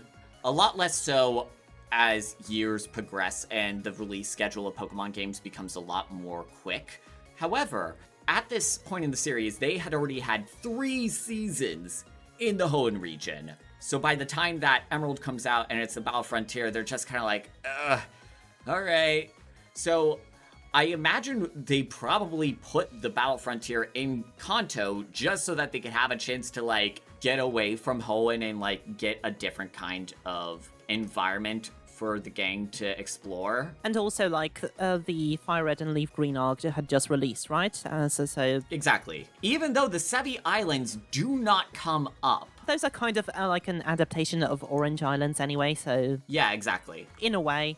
Yeah, but the other thing, when it comes to, like, adapting the Battle Frontier, honestly, this is going to be kind of, like, might be seen as a little bit of a cop-out, but the Battle Frontier is basically treated as just, like, a new challenge, like a new gym challenge, where Ash and friends travel from city to city so that they can challenge the Battle Frontier brains, because they spread the Battle Frontier buildings all across the Kanto region, and as a result, they kind of just, like... Just let me know, does the Hop town feature again? Not to my knowledge. This is the period of time in the Pokemon anime where I kind of fall off the series. Like, I watched somewhat frequently all of, like, the first couple of seasons of, you know, Kanto, Johto, and all that kind of stuff. So by the time Hoenn starts, I was pretty excited, but it just kept on going, and I was just kind of getting tired of, like...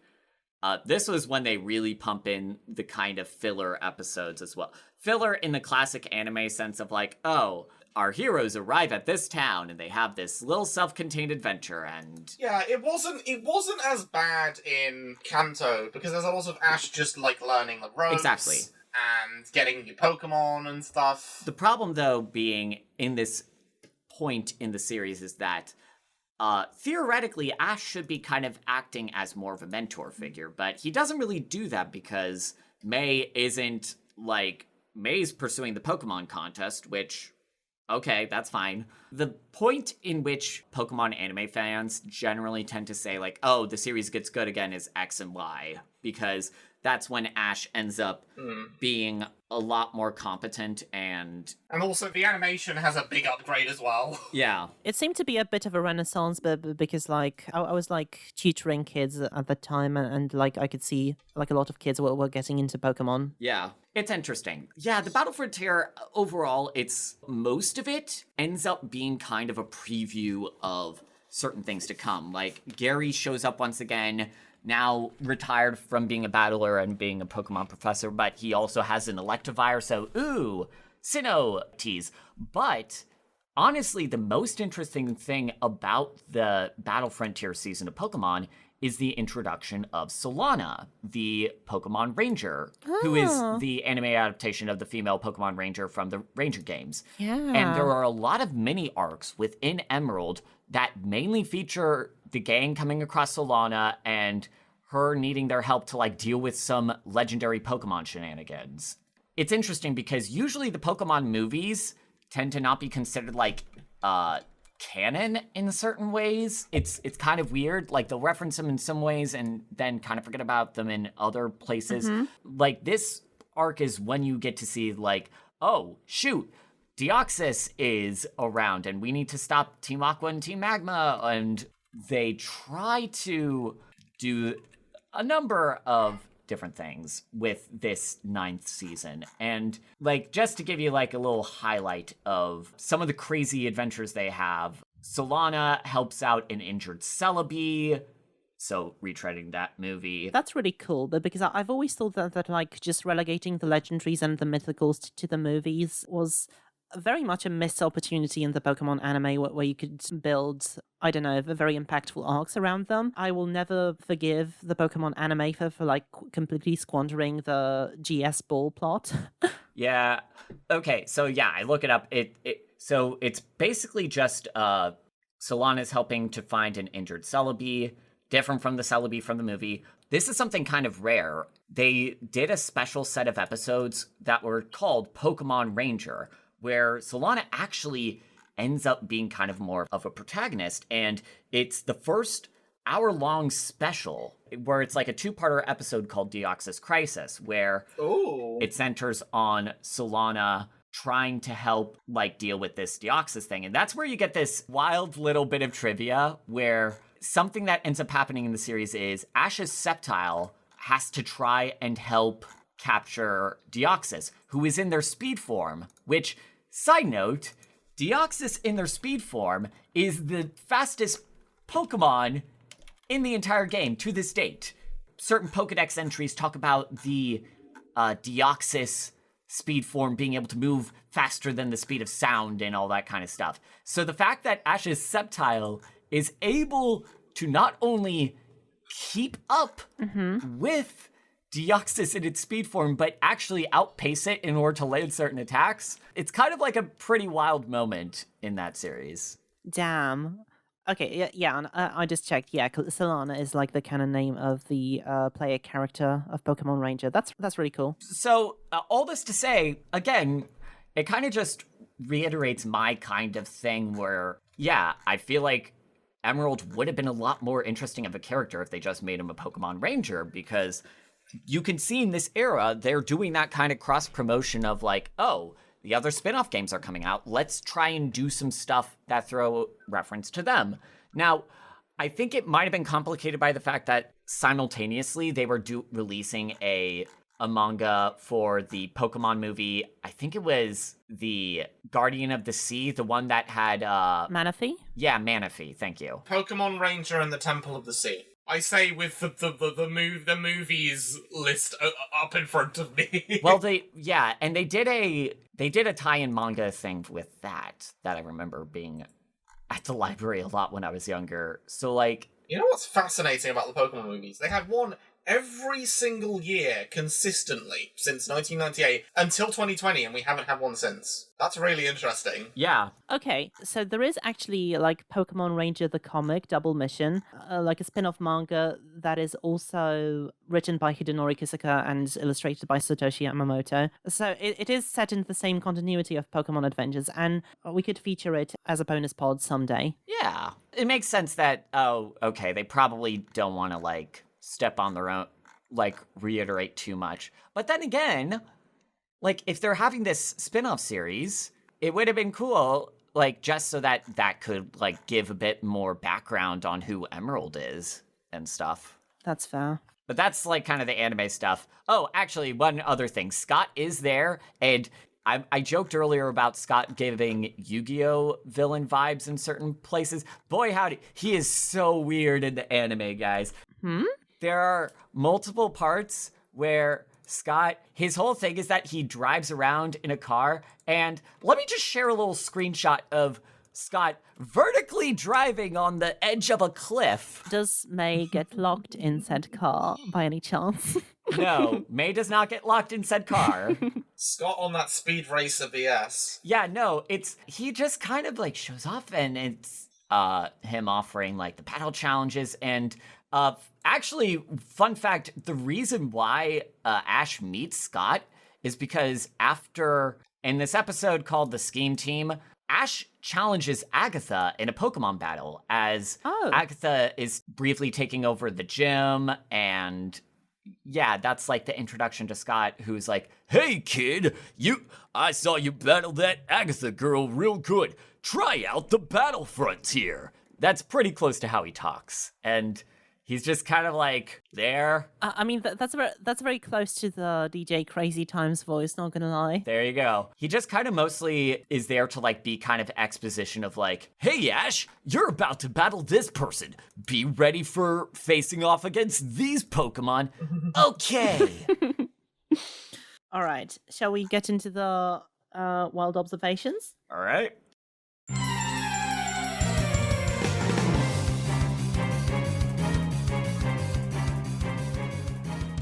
So speaking of Scott finding his UFO did give me like Trick Master vibes, and I was very surprised by like the fact that they don't have any relation, but Emerald has some relation to the Trickmaster.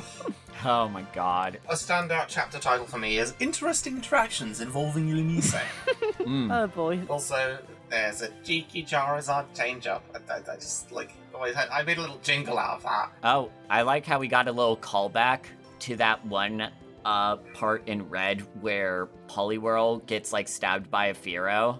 Mm-hmm. And then it's a fake out. The fact that Poliwrath and Politoed are in the same frame, Poliwrath is trying to look so cool, and then Politoed is just like, hey guys. It's an interesting little contrast there. Yeah, I do love the team up. You would have kind of been waiting for that for a while, but because like Red got one and Gold got one as well. The only other miscellaneous note I had involved Guile. The first indication of him being like a little bit silly, like, because up to that point in the series he was like super serious and stuff, but then this particular panel where he just like rips open his chest plate and it's just full of like Pokeballs, just like suicide bomber style stuff, that gave me pause. It's the second time someone in the series flashes you with Pokeballs, the first one being green. Yes. Oh gosh. On my first read, I did not realize in the Battle Pyramid challenge Emerald was using the Hitmonchan and Cubone from Crystal's main team. That's really cool. Yeah.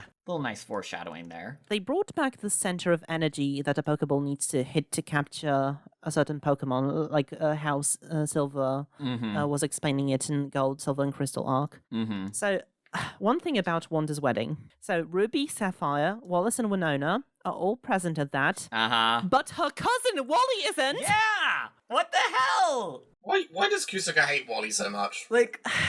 I'm not sure he does, but because like Wally got a really cool arc. Yeah, Wally did get like, I don't know, maybe Wally has beef with the cousin that we don't know about.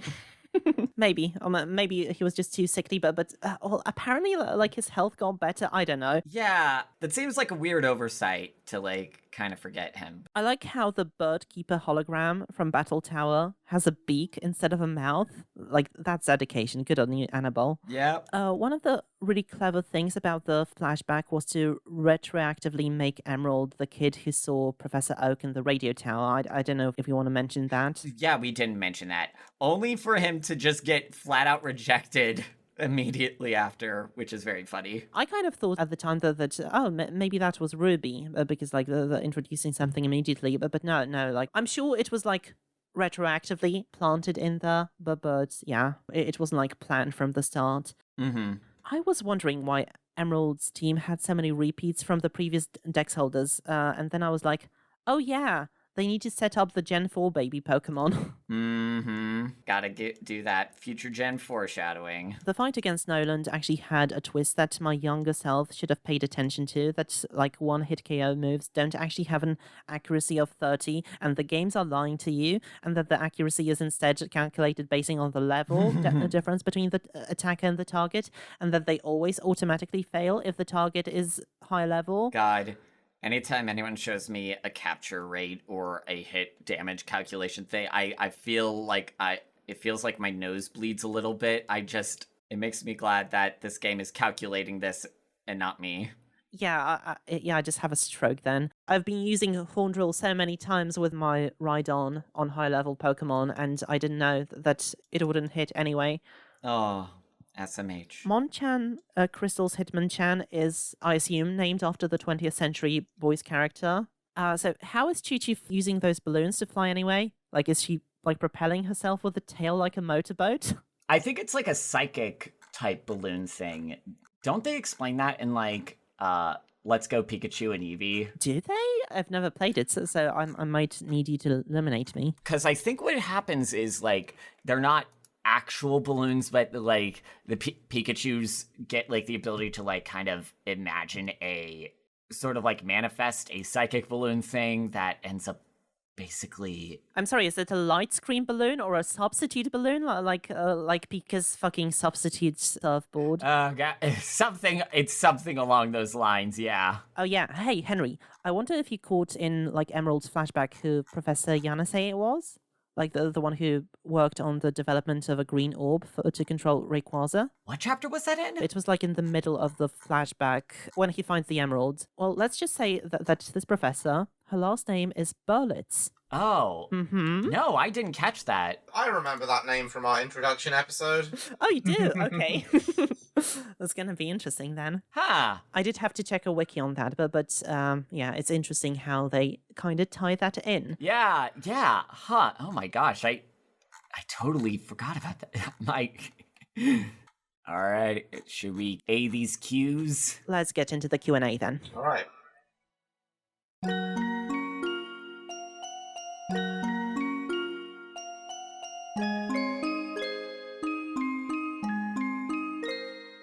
So, on Reddit, triple-3 has a few, but starts us off with, cross through, Latias, best girl or number one girl. In all seriousness, any thoughts on how she is used as in a sort of mascot role within the author's notes for this and the upcoming Diamond and Pearl arc? And do you have a favourite outfit? There's one other particular part of the art that a certain subsection of Pokemon Adventures fans have very much fixated on. Is it Latias? It's that Latias, and all of the different outfits they put Latias in. I did wonder at first if they were like just throwing shade at the fifth movie, but no, I think that they just like her a bit too much. No, they are Latias simps. Are you two aware of the slight drama of the... It's not capital D drama, but the Latias thing with the Pokemon subreddit? No. So, a couple of months ago... Uh-huh. Again, this is not shade. Getting some deep lore, alright. On the Pokemon manga subreddit, Pokemon Special, there was like a period of time around, I want to say May or June, where there was just a cavalcade of people just every day posting pictures of Latias and all of their different outfits, and people relentlessly talking about Latias being best girl and all that kind of stuff, to the point where the mods had to be like, guys, please, can you chill on the Latias thirst post? So I guess I'll kind of go into what I said, because we were making comparisons between her and the framing of Lucy. To be honest, I don't have the same problem here. I think she's just drawn to be cute, and that's, like, fine. I don't think that's inappropriate at all. You know, if people are gonna simp, they're gonna simp, whatever. Yeah. But, like, yeah. And I think my favourite outfit is the nurse's outfit. I think it looks nice on her. I'm gonna have to disappoint you, triple-3. I didn't really find her or Latios that much of, like, interesting characters. She's, like, vaguely motherly and supportive, but that's about it. The Eon duo don't really fit neatly into Emerald's backstory, as we said before, and like feel like a tacked on addition to me that would be like better saved for the remakes. Yeah. I have to wonder if maybe like the production thing was a reaction to the Pokemon Heroes movie. I'm mostly just baffled by this little addition of, because it isn't as explained. And, well, hang on, let me double check. When was Pokemon Heroes released? Oh, yeah, and my favorite outfit was probably the journalist one? Yeah, I guess so. Okay, yeah, Pokemon Heroes released in Japan in 2002 and United States 2003. So I imagine perhaps, Kusuka were probably thinking like, oh, this is the thing. This is something that the movies established Latias and Latios can do. So sure, we'll have fun with this. But I have to agree that it's like, it seems a bit strange that these two legendary Pokemon are just kind of like bumming around with Emerald, and they don't give as much detail on like, why do they like Emerald? Mm-hmm. Considering his callous attitude towards Pokemon. Maybe they also saw him across the bar. Aren't Latios and Latias like siblings? Well, you know, they are dragons. Maybe they live in a house of the dragon. Okay. See, it's weird. Before this, can I be honest? Before this podcast, I always read we saw you from across the bar, and we liked your vibe as like a sort of indoctrinating someone into their religion thing. I didn't think of it as a swingers thing at all. I mean, what is a cult if not a really toxic poly? Okay, but yeah. I don't know. I think I also have to agree with the journalist outfit. I think that's like the part where it's like, oh, Latias is going to be like trying to blend in with human society so that they can like get intel and stuff like that. I think the fact that they introduce it first with the maid outfit was the one that was like, what? What's happening? People who are into this, good on y'all. It's a choice. I think a lot of people just kind of mutually find maid outfits cute, and it's not a huge thing, but yeah. To be clear, like it's not like full on waifu type stuff. Like it's never like weird. Yeah, they're just kind of cute outfits, I guess. For me, as someone whose background primarily is with the anime and also knows Latias mostly from the time she made out with Ash, like it's unclear if Latias made out with Ash or if it was the girl she was shapeshifted into. Either one of those is kind of weird because, like, Ash didn't have, like, that much of a relationship with the Melody person. They just kind of were like, okay. See, Latias is the Sonic 06 Sonic. How many times can we make Henry make panicked retching noises? The podcast. I hate this.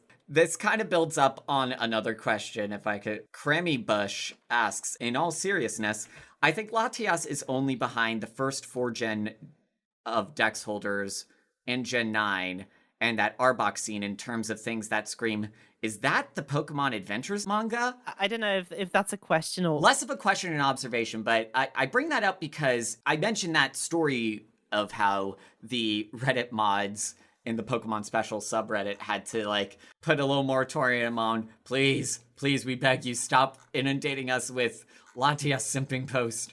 I think, honestly, it's nerds like it when characters are in different outfits, because I feel like we all got Barbie girlies in our souls that just enjoy seeing a character in different outfits, and Latias... I have friends who are really into cosplay, and yeah, I think if this manga had a bit more reach or had like an anime adaptation, there would be lots of Latias cosplayers. Yes, yeah. As /3, apparently. They are marked on the subreddit as Eon cosplayer. Ah, there we go.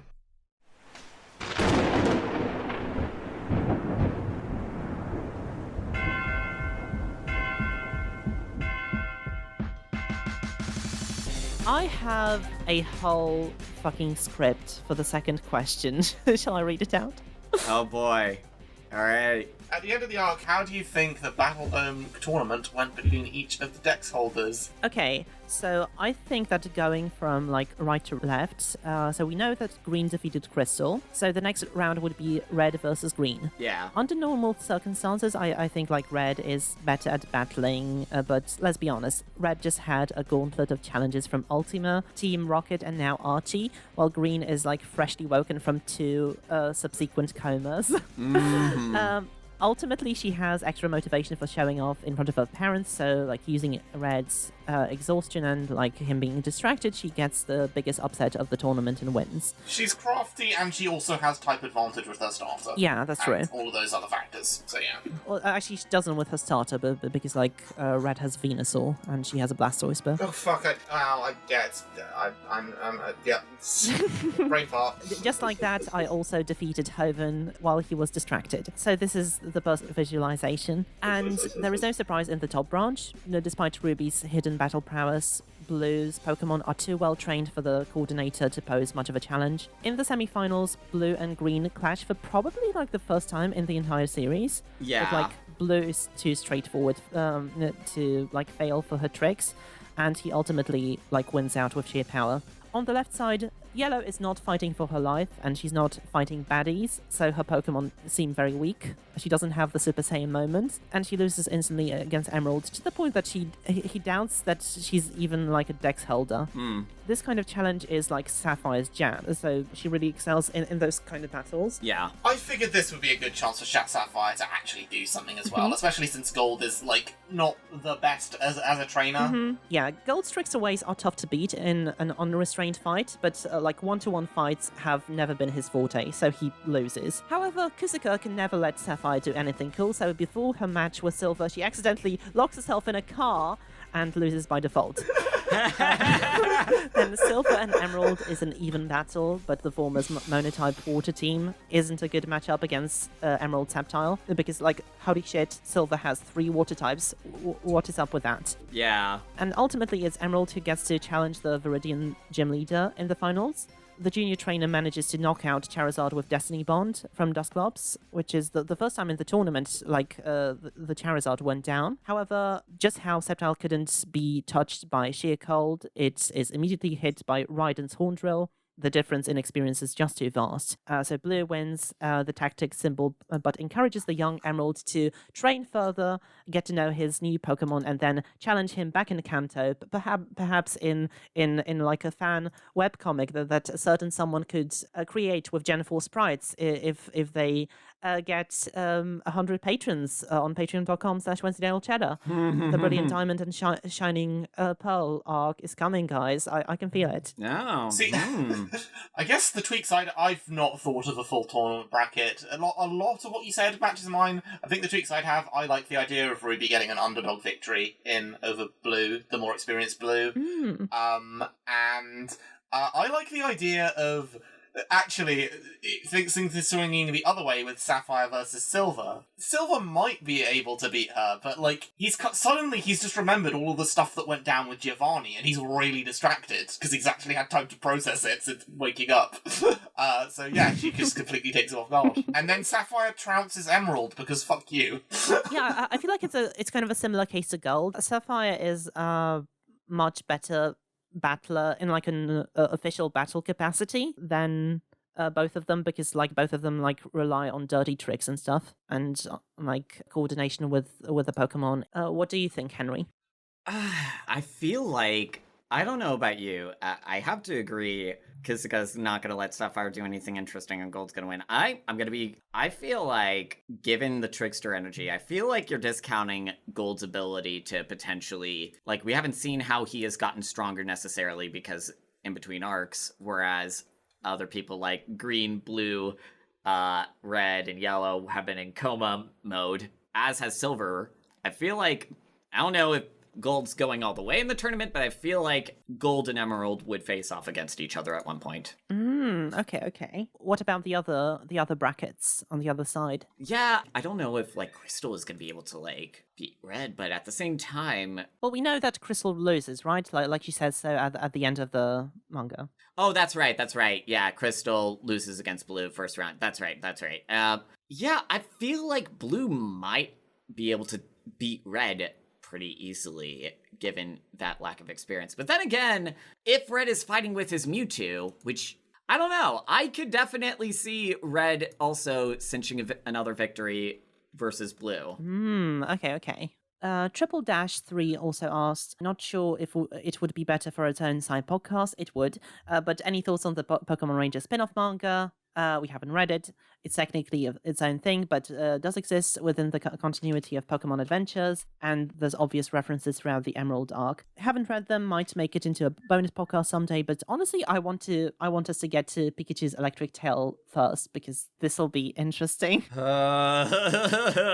Speaking of unnecessary thirst, either way, best way to request those is to join my Patreon, patreon.com/Wensleydale Cheddar on the bonus podcast tier. Thank you for being a patron. So the next Triple Dash 3 question is, do you have any retrospective thoughts on the state of the series to this point? The Emerald arc is kind of seen by many as the end of the original era of the series. In a way, it's certainly marketed as that by Viz with the collector's editions. It's both the first and last arc where the entire Dex Holder cast appears.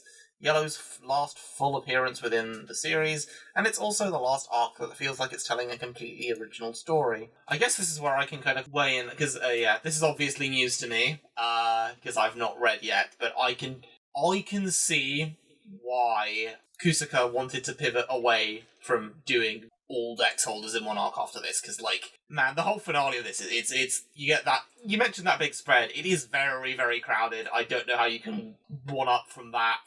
Yeah. We're starting to get to the point where the spreads are just... It's busy. I don't know, the big team-up moments aren't quite as impactful for me as they were in the Gold and Silver arcs, and I feel like you're gonna hit diminishing returns. And also, as we saw with just the Ruby and Sapphire arc, there's more than enough side characters in these games to just facilitate just focusing on the cast of those games, and maybe a couple of legacy characters if you want to introduce sprinkle a couple in here and there. Yeah, I'd have to agree. So, yeah. I think, this is probably a good... Even though in my head I always thought of Gen 4 as more of a capstone gen, this makes total sense as a point to do that. Mm-hmm. I guess I kind of disagree. Like, I don't really have many thoughts on this since, this is my second go at the series. Like, to me, the entire Adventures saga screams a continuation and an interconnected world. And I feel like I'm gonna be disappointed by old heroes gradually fading out of focus, since to me those connections were always what the series meant. And even though I completely agree that too many protagonists and you need to just keep some away for a while so that the returns feel impactful, I feel like you could still pick and choose and have some of them return, just like those two arcs kind of did, with Gold, Silver, and Crystal being separated through those arcs to rejoin at the end. Yeah.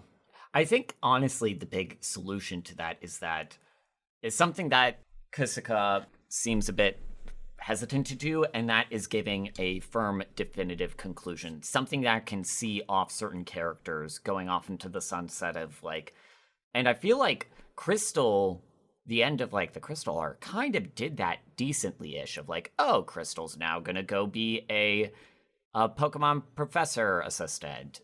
Red's gonna go heal, and Blue's gonna go be the gym leader. But I think by doing the whole cliffhanger of petrifying them, it's gonna be way harder to be able to give that kind of a firm endpoint with some of that stuff. Yeah, especially since they don't know what games are going to get remade again and again. Exactly. Also, it's not the first arc where the entire Dex Holder cast appears, and that would be Gold, Silver, and Crystal. Yeah, so Montaru on Reddit asks, do you think we'll ever see Mr. Mime, Mantine, or Snorlax again? I haven't read Oras, but I'm guessing that this means that they won't feature in Emerald's team then. I guess, in that case, we won't, but I don't mind, let's be honest, that they're only here so we can introduce the Gen 4 baby Pokemon, essentially serving the same purpose as Choo-Choo. Yeah. It would be fun if they could, feature in Heart Gold and Soul Silver, featuring Gold's work as a breeder. I will say this. I don't actually mind the fact that they gave Emerald such a smaller team, especially because I didn't highlight it in the art section, but that one moment where his three Pokemon have tears in their eyes, including Dusclops with the single eye with the little tear, when Emerald admits, I do care about you guys. That was a cute moment. Aww. If they do show up again, it might be neat, but they didn't get as much relationship developed between Emerald and them, so if they decide to give Emerald different Pokemon, I think that'll be fine. Especially since they are repeats from other trainers necessarily. Yeah. All right, so Malcolm is here from the Pokemon Special Discord. Also, writer at linktr.ee/Malcolm is here, apparently, asked, you guys ever think about talking about Nuzlocke comics as a side segment? It just came to my mind because the third generation is when those were birthed into existence. Everything happens for a reason. That is true. I recall reading some as I was reading the manga in my youth, and I think it would be cool to see you talk about some of your favorites, if you have any, considering these are all interpretations of the games. What do you think? Not something I have run into myself. Well, I don't have experience with Nuzlocke comics. The closest equivalent I have in terms of webcomics, because this manga was being released around the time when I was into a number of different webcomics. Some of them still running today. You had your classics like VG Cats, who did a regular Pokemon series, which was mostly just edgy internet joke about that. But you also had Awkward Zombie, made by Katie Teitrich, which is still running today and is still making banger comics, and I always enjoyed their Pokemon work. But the closest thing to a Nuzlocke comic that I ever looked was Random Doom, which I could talk a whole up. Are either of you guys familiar with Random Doom? No, I did have some webcomics that I read, but not that, I'm afraid. Yeah.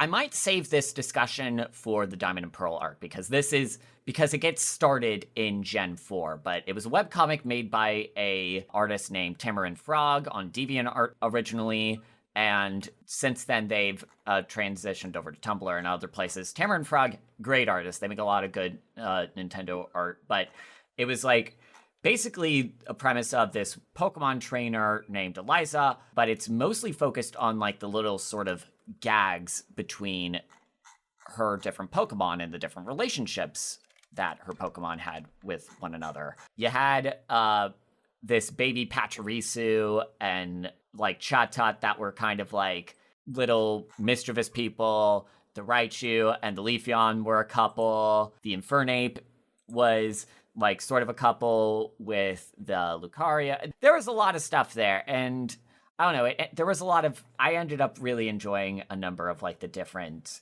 things that were created with that. Yeah, the only doujinshi or kind of webcomic that I've read is Gooberman, their Dating a Team Magma Grunt one. It just showed up on my Facebook once and I read through it and I thought it was quite cute. Oh, okay. So I never really read any Nuzlocke comics. I got into the Nuzlockes much later. But I also recall Gen 3 started a big wave of Sprite comics, which I did follow. I had a good time with Recon Dai's Pokemon X, although be warned that it's very 2010s humor. Oh, yeah. There was also a lot of creativity in the Polish Pokemon fandom back then. So shout out to IRQ's comics, possibly now defunct. I just can't find it because IRQ it's not a very good internet handle, but because it's like a computer term. Then Quest comics from Forum Pokémon Polska, also Naya's Pokemon parody fanfic series. It actually has quite a lot in common with Pokemon Adventures, but like it's a different spin on like each of the characters, which is quite fun. I probably wouldn't do a retrospective like podcast on those because like they are fan creations and shouldn't be judged on the same merits as like officially licensed stuff. Like maybe a bonus pod, but yeah, not to mention there's a large disparity in length and stuff like that where there is something to be said about like the kind of like bygone era of webcomics being a more dominant form.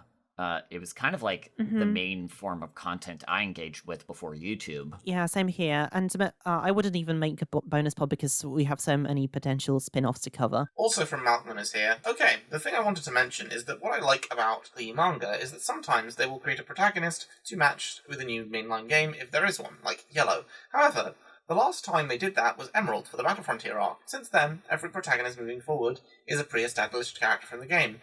Not so much a question, but an observation. I would like to see something like that happen again in the future. So I guess to reform it into a question like, would you like to see a Kusaka OC again in the future? In general, I would say no. I would more so like to see returning Dex Holders interact with newer ones rather than like original characters taking up that space. We got a nice surprise out of it with Yellow, but I feel like we've seen that lightning doesn't really strike twice. So I will say this. I don't want to spoil too much, but based off of certain fan reactions, I haven't read it myself with the Scarlet and Violet manga.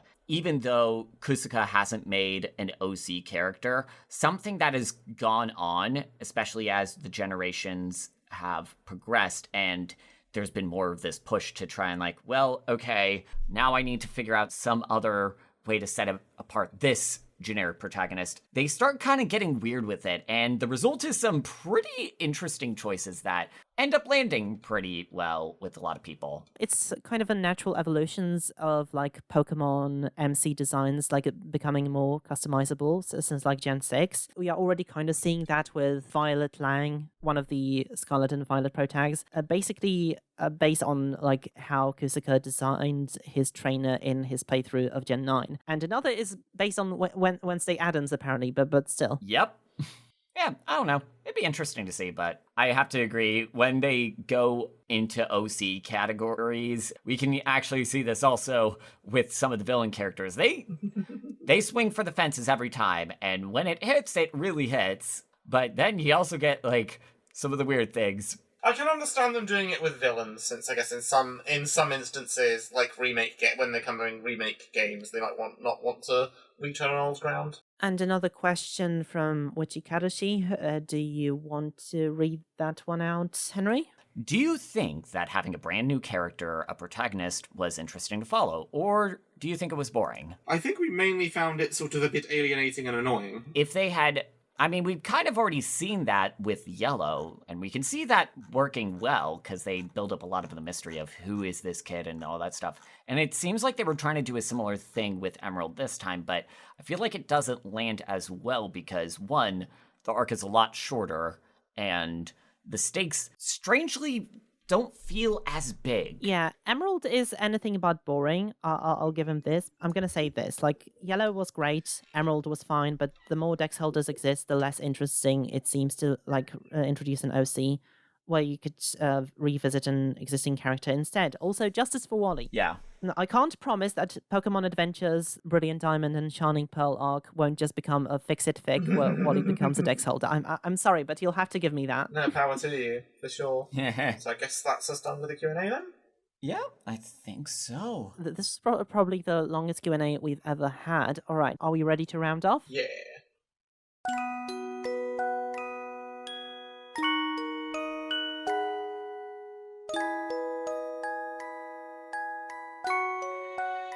That is going to do it for the Emerald episode of Podcastmon Adventures. You can listen to us wherever you listen to your podcasts. linktr.ee/Wensleydale Cheddar is where all the links are.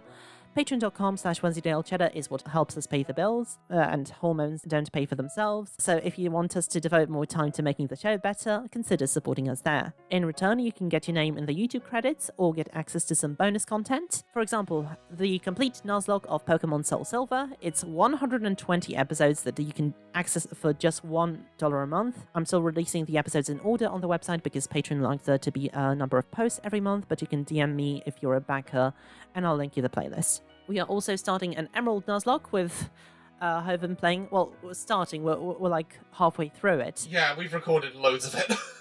Yeah, it's just very fun. Yes. It's being recorded years in advance, but yeah. Plus, by becoming a backer, you can help us reach more ambitious goals, like making a video about Poland as a hypothetical Pokemon region, or 100 patrons, a Gen 4 sprite comic of Pokemon Adventures, the Brilliant Diamond and Shining Pearl chapter. Remember that much like the depths of the battle pyramid, the YouTube algorithm is a dark abyss of sorrows and woes from which channels like these never surface, and what helps us navigate it is liking, subscribing, and sharing the podcast with a friend. On my YouTube channel, you can also get access to my manga video essays and Duckface Diaries, a retrospective podcast where Hoven and I cover the cult sci-fi manga World Trigger volume by volume. Henry, where can people find you? You can find me in a lot of places on the internet. My sort of landing page that contains a lot of the stuff is just henrykathman.com. It's pretty simple, but it includes all the basic links, including a link to my YouTube channel, youtube.com/henrykathman. By the time this episode comes out, my most recent video that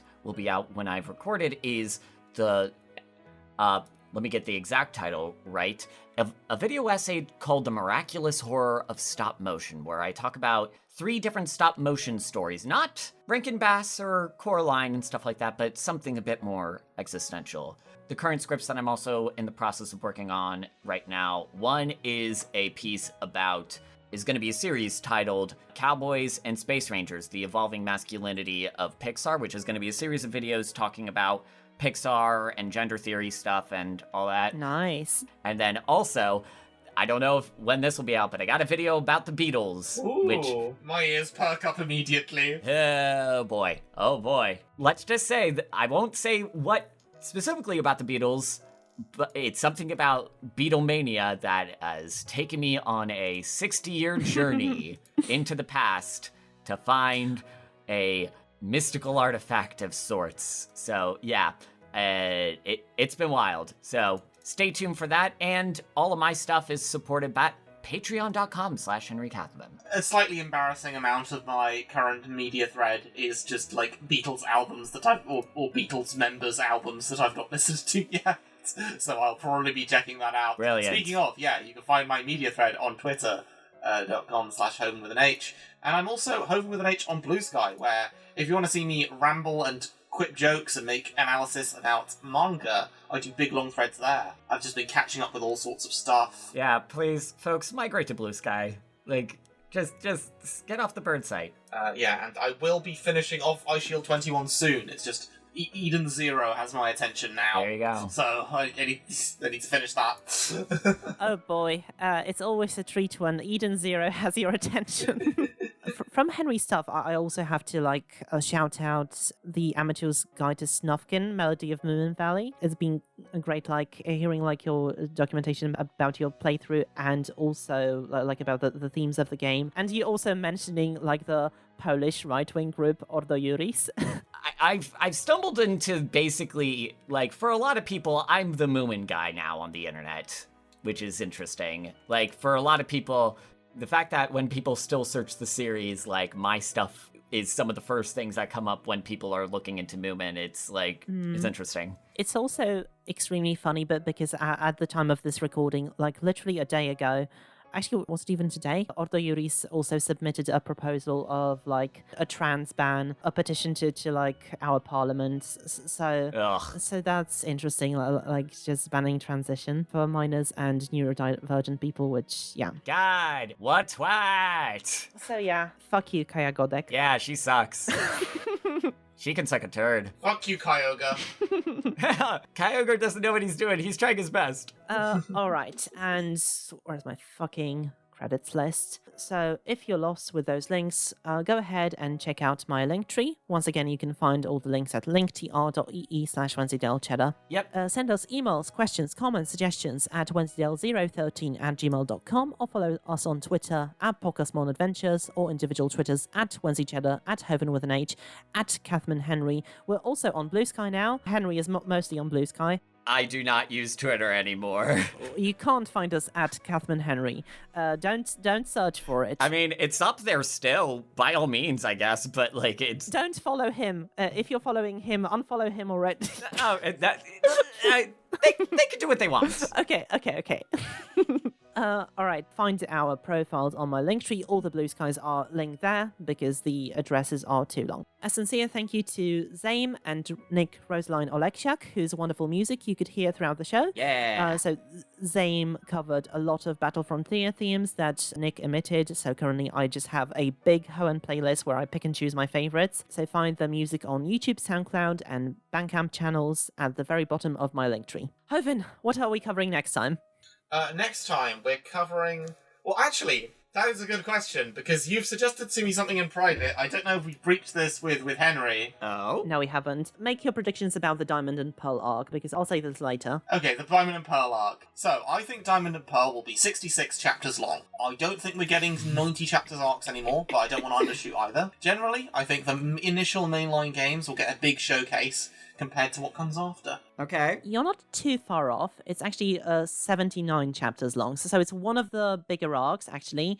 But still, I think under Gold, Silver, and Crystal and Ruby and Sapphire. Yes, it is. I know that two of the protagonists have a manzai routine, and I'm guessing from the little volume extra at the end of this arc that it's going to be the Flat Cat Boy Trainer and the rival stand-in characters. Which, honestly, that really fits, given that kind of, in the games, Barry/Pearl/whoever is like a bumbling... just bumbles their way through. I think that... So you think that Pearl will be the Bokeh and Diamond the Tsukami? Yes, that makes sense to me. Then the Lake Legendaries, like in the games, will be a very big MacGuffin. I think the Legendary stuff will largely be the same. There's just plenty of meat to work with there. Okay. I think the part will end with Team Galactic's victory. And the Platinum stuff will resolve things.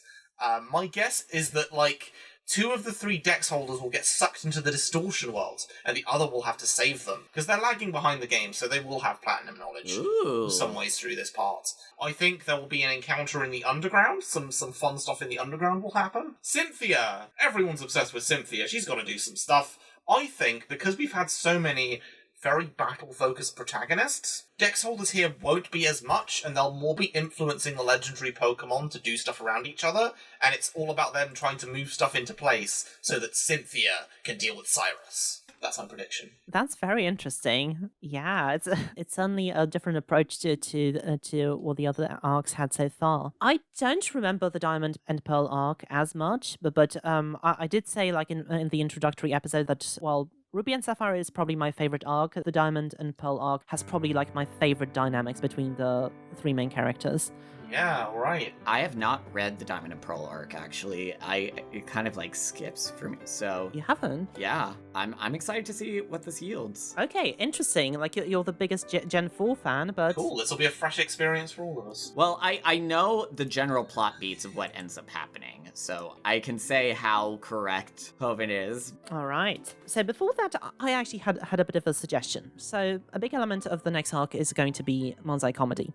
And I feel like as like critics, a very predictable criticism of like the element of the Diamond and Pearl arc is going to be how translatable we feel like the jokes are. And I feel like it would be good to have a point of comparison probably before we do that. So I would like to suggest that before we approach this arc, that we read a very good Manzai focused manga that currently runs in Jump Square and is very accessible actually. So I don't know if you would be interested in that, Henry. Okay. But I would like to recommend that. I'm going to post you the Wikipedia page. The series is called Shouha Shoten. It's basically about two high school students who try to become the best comedy duo in Japan. It's drawn by the guy who did Death Note, Takashi Obata. Okay. It's written by supposedly a different person. It's a very, very similar writing style to Bakuman and some other series that Obata has otherwise worked on. So I don't know if you would be interested in that. I could give it a try. It's not super long either. It's still ongoing, and it started in like 2021, and it's monthly, so... We have basically just reached like a big cutoff point in Pokemon Adventures anyway, so we could like break it up with a fresh new thing, and after that return to Diamond and Pearl. Yeah, that's fine by me. Yeah, I'm looking and it has 31 chapters. Like, are you all thinking of doing the entire thing? Mm-hmm. All right. Probably. It's kind of like the size, a little bigger than Emerald, but smaller than like other arcs of Pokemon Adventures, so it would be a similar size probably. Yeah. We can see what we can do with that. Okay, I have 2 episodes to edit now. Yay! Woo! It might be a while, but before we move on to that and to Diamond and Pearl, so just a word of warning, but we're quite eager to get into that as well. So once again, this was our Emerald episode, and as always, it looks like Podcastmon Adventures is blasting off again. Woo!